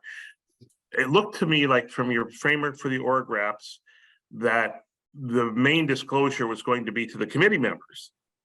And I think probably in addition to disclosing their organization's funding stream, that the individual representatives' personal interest in things that might make money or lose money based on the committee's decision probably should be disclosed, so the committee members know that, because hopefully the committee members are taking our testimony into account with their decisions. And again, since you're not restricting, that's fine. But in the name of transparency, I think if the individual who's speaking, not just as the representative of their organization, but the individual who's speaking tends to make or lose financial gain. I mean, again, don't make it as wide and broad. You shouldn't do that. It's going to make everything so complicated. But if they personally stand to gain or lose money made up based on the decision, I think the committee members should know that. I appreciate that, Bob, and we didn't want to overstep. Given that it's, you know, the organizational reps for the advisory committee here are different than non-member representatives for like the advisory committee on immunization practices, where most of them are automatically conflicted, and they have a different role on the committee, and our role is to try to be inclusive of those additional comments. So perhaps what I would propose is that we sever that part of the proposal, but allow me to work more closely with organizational reps to design a disclosure system that was agreeable to you as a group, recognizing that there isn't a decision to take action to not let you make comments. And I would be happy to do that. I wanted to make sure I didn't overstep. And since I didn't ask organizational reps what would be good, I think it would be helpful. There are some organizational reps, like our friends, Lieutenant Colonel Hogue, where I think it's less of an issue. But I think having everyone go through the same process is something I'd be happy to do and work out with all of you. Because I think it is useful for the public to know who's speaking and from what perspective. I really appreciate that. So I will circle back with you all. And Sean, you put your hand down. So, well, I just want to emphasize that I think Bob said this and others have said it, but to emphasize, I think transparency is the issue, that we're all influencing each other, and therefore we all need to know sort of what are the influences on each of us that are influencing how we influence each other. And so it's more about transparency than about conflict. Yep, I agree. 100% I agree. The conflicts are easy. Once you're going to directly make money, that's the easiest one in the world. So the other ones are more nuanced. Jennifer?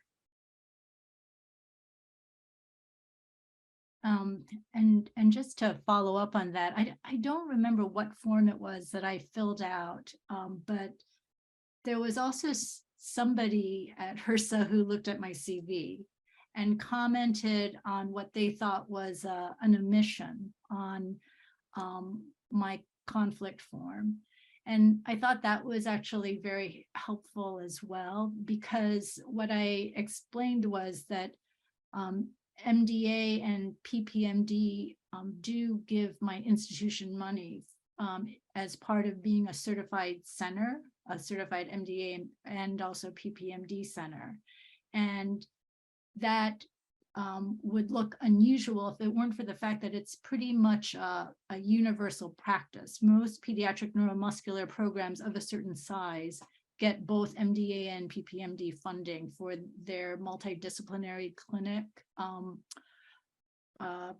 activities to both, it provides a small amount of support, et cetera. And I didn't know if there was,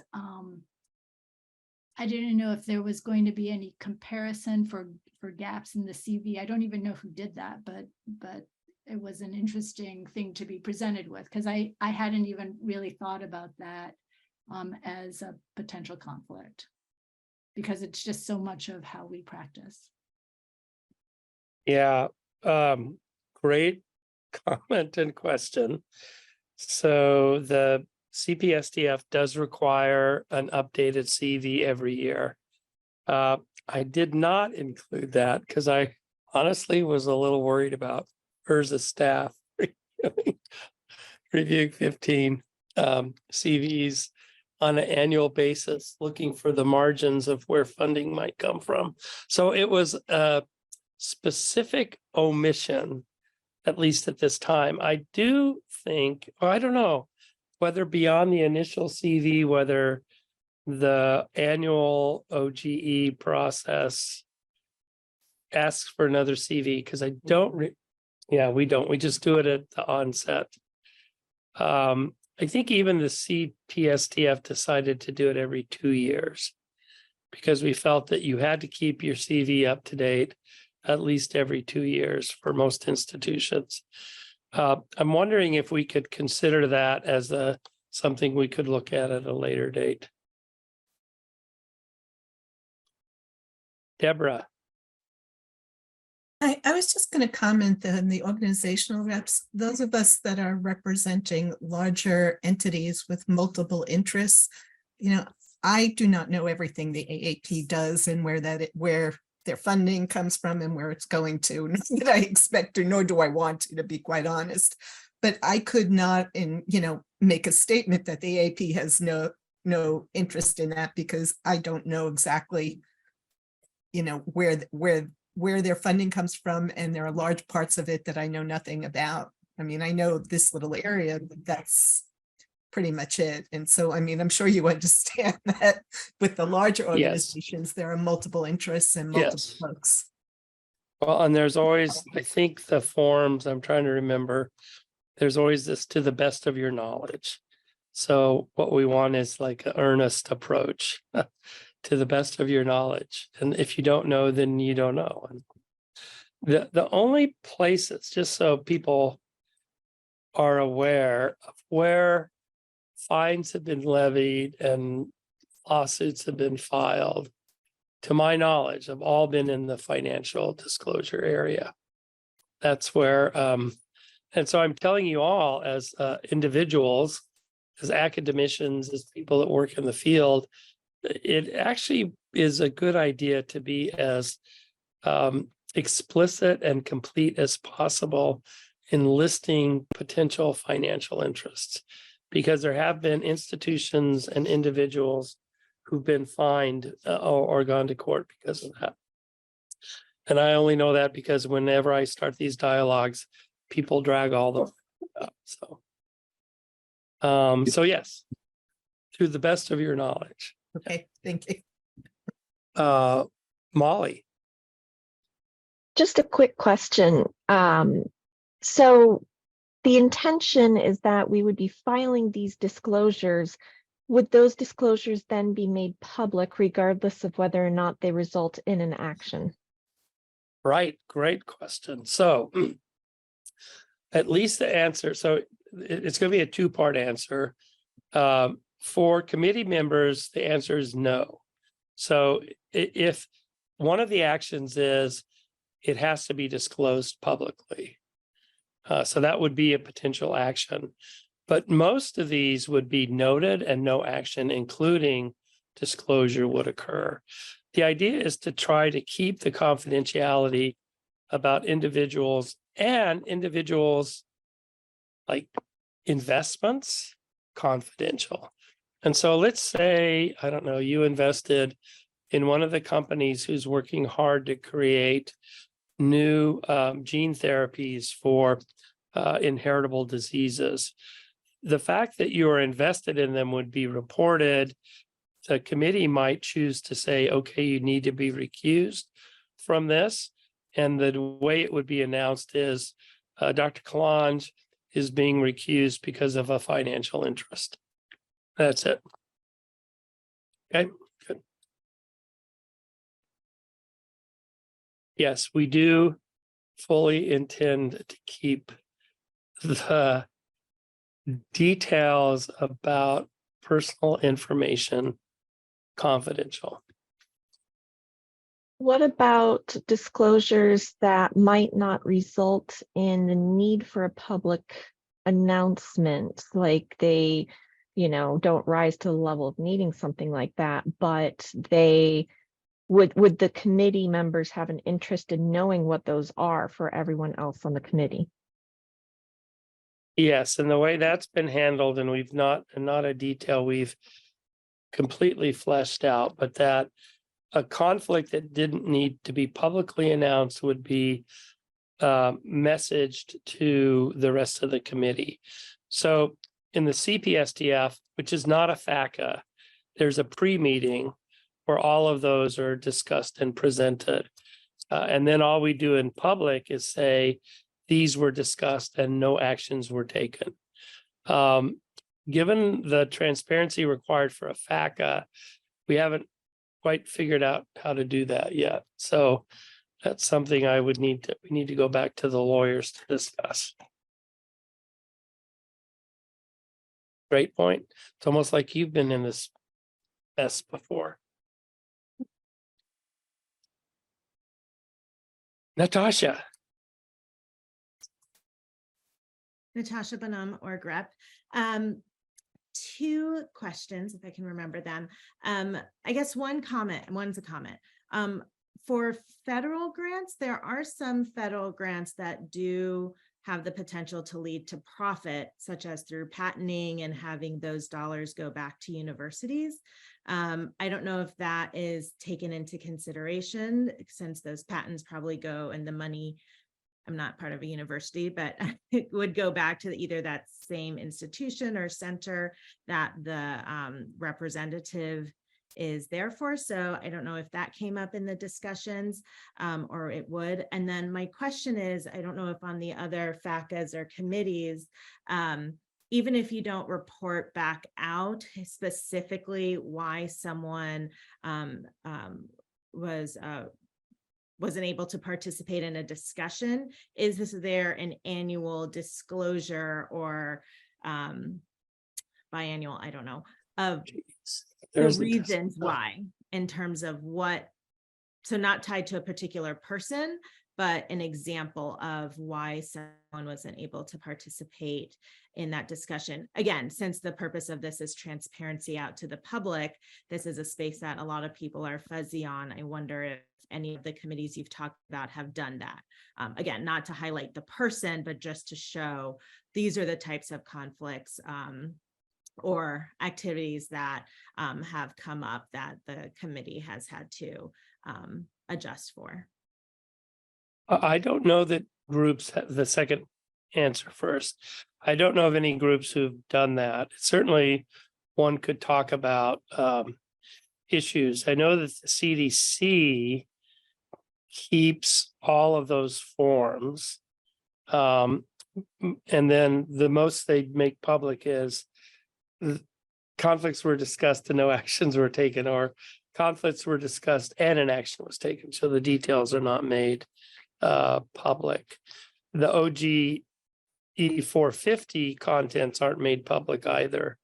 So those there must be a confidentiality clause associated with being an SGE completed an OGE 450. Gosh, I love all these acronyms and numbers, but it is something I can look a little bit farther into. And I suppose to your other issues is we could say you don't have to report federal grants unless there is a opportunity through a mechanism for that grant to end in financial reimbursement directly to the researcher or the researcher's family. That would be an addition to what I've seen in the past, but I understand that that could be possible.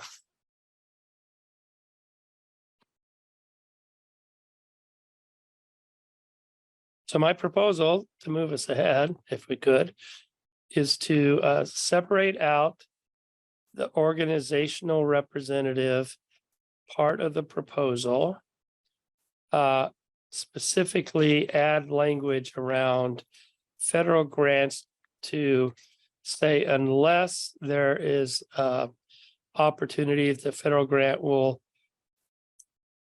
result in direct financial benefit to the individual. And with those changes, and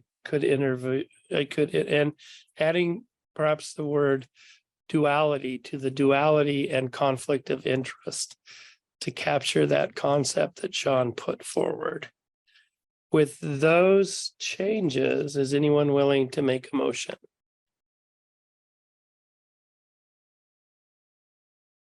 I'll make the motion. Thank you, Shanika. Is there a second? I'll second. Thank you, Dr. Kwan, and members, please. Oh, sorry. Sorry, Ned, I just, this is Sean McCandless. I'm wondering if we could, if we could table the motion until tomorrow and give us an opportunity to read the updated language. You bet. Thank you.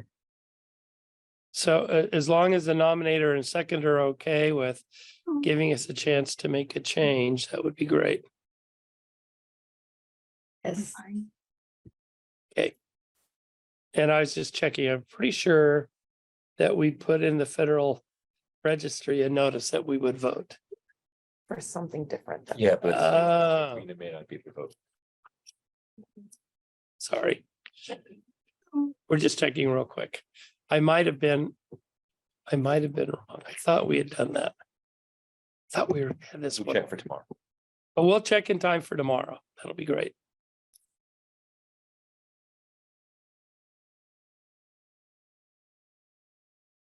Okay, let's see. I guess I need the screen to be pinned back just so I can see myself talk.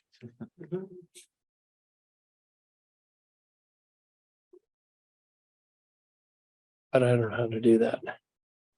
So I want to introduce the listening sessions that are coming up. During the slides. During the calendar year, we've had several committee discussions and comments on our process for nominating and reviewing conditions. We initially considered the creation of an ad hoc topic group to review the current process and provide recommendations. We had an inspiring and overwhelming interest from committee members, organizational reps, and the public to participate in ad hoc topic group on the nomination and review process, and decided that listening sessions would give an opportunity to solicit feedback from this larger group of stakeholders. Prior to providing more background on the topics, I wanted to emphasize this will not be the only chance you have to share feedback on this topic. This is the first of possibly, several listening sessions. And we could also do a Federal Registry process to solicit written feedback and comments as well. We want a true broad level of feedback to assure that there are several opportunities for stakeholders to contribute their thoughts and suggestions. For the nomination process, we currently encourage a multidisciplinary team comprised of researchers, individuals with lived experiences, advocacy organizations, states, and so on to develop and submit a nomination package for the advisory committee to consider specific conditions for inclusion on the RUSP. In practice, this creates a substantial burden on groups that may not have the resources to gather all the required information.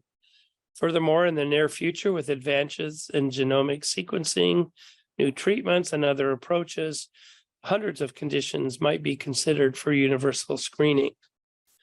You may recall that Dr. Kemper presented some options using a point system on how the committee should prioritize nomination and prioritization based on work that the ERG did. There was a lot of discussion addressing core issues about how best for the committee to operationalize this approach. And Dr. Kemper also presented on how other national evidence-based groups do reviews. Revisions to the NMP process should consider the best balance in reducing the burden on the nominators, but ensuring they have sufficient input in the process and identifying the information most needed for the committee to make our evidence-based decisions. We want to be sure that the committee's condition review process is efficient, can address multiple nominations at once, and preserves and elevates stakeholder voice. So the questions we'll be asking regarding the nomination process are as follows. First, should the acting consider other approaches to the nomination process that could reduce the burden on nominators and increase the role of the advisory committee and federal agencies to provide support and the needed information? Second, if the nomination process changes, how can we ensure that advocates and individuals with lived experience voices are included in the nomination process? And third, are there other gaps or concerns regarding the nomination package that you'd like to share? So let's turn next to the evidence-based review process. We'd also like to take a critical review at our process here. We've identified the decision matrix tool and potential updates to the tool, but we want broader feedback for the concepts related, especially to the magnitude of benefit and harm. The criteria for inclusion on the RUSP is based on published evidence that benefits outweigh harms and the certainty that the evidence available in the peer-reviewed literature is sufficient to support that assessment of magnitude. Historically, we apply these criteria to elements that focus on the benefits and harms to the individual child. Evidence regarding other elements, such as benefits to the family, or societal considerations such as financial cost or public health opportunity costs, have not been considered. Furthermore, when making recommendations, the advisory committee does not have a way to weigh the benefits to one population of children against the potential harms to another population. So the questions we're going to ask during the evidence-based reviews process are on the screen now. How should the committee consider benefits associated with screening, given these different perspectives, like the child, the family, the clinician, the public health system, and society? Similarly, how should the committee consider harms associated with screening, again, given the different perspectives? Number three, how should the committee balance benefits and harms to come to a decision about net benefit? This is especially important when the currency of the harms and the currency of the benefits may not be the same. Four, how can the committee consider the overall burden of potential illness that might be averted? Number five, how can uncertainty regarding screening outcomes be systematically considered, given the lack of data, especially around potential harms? And number six, the issues of overall economic costs and opportunity costs are often unclear. How should the committee consider these unmeasured costs, which are also likely to change over time? So those are the questions we propose you focus on. There's a lot there, a lot of meat, a lot of places for really important input, which is why we say, again, this may not be the only time we do this. But I'd now like to turn things over to Letitia, who will provide some instructions. Oh, but before I do that, I think Jeff wanted to make a couple of comments.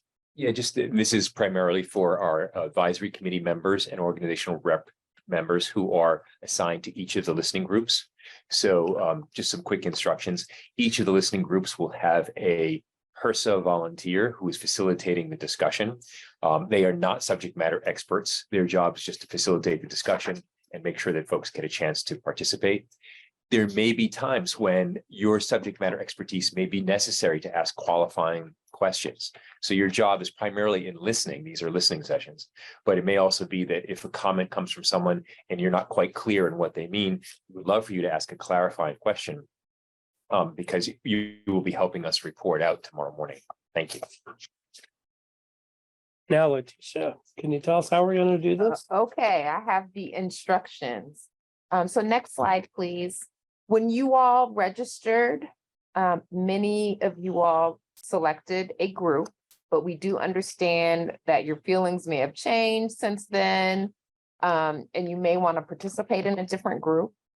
So as a reminder, if you're logging on through Zoom, you'll have the meeting ID and passcode. You can see that here on the screen. You can also access the Zoom links at achdncmeetings.org/listening. And that will give you the specific link for each of the different groups. I want to just provide a little bit more information for folks. Each category of questions, so the nomination portion and then the evidence evidence-based review criteria portion, we're allotting 45 minutes for each discussion, but we are very much aware that there are a lot of questions, a lot of participants, and that you may not have sufficient time to get through every question, and that is okay. There will be other opportunities for you to share your feedback. We'll be issuing a Federal Register notice to solicit written feedback. And there will also be opportunities, depending on what the updates are for tomorrow, to have other listening sessions and other opportunities to share.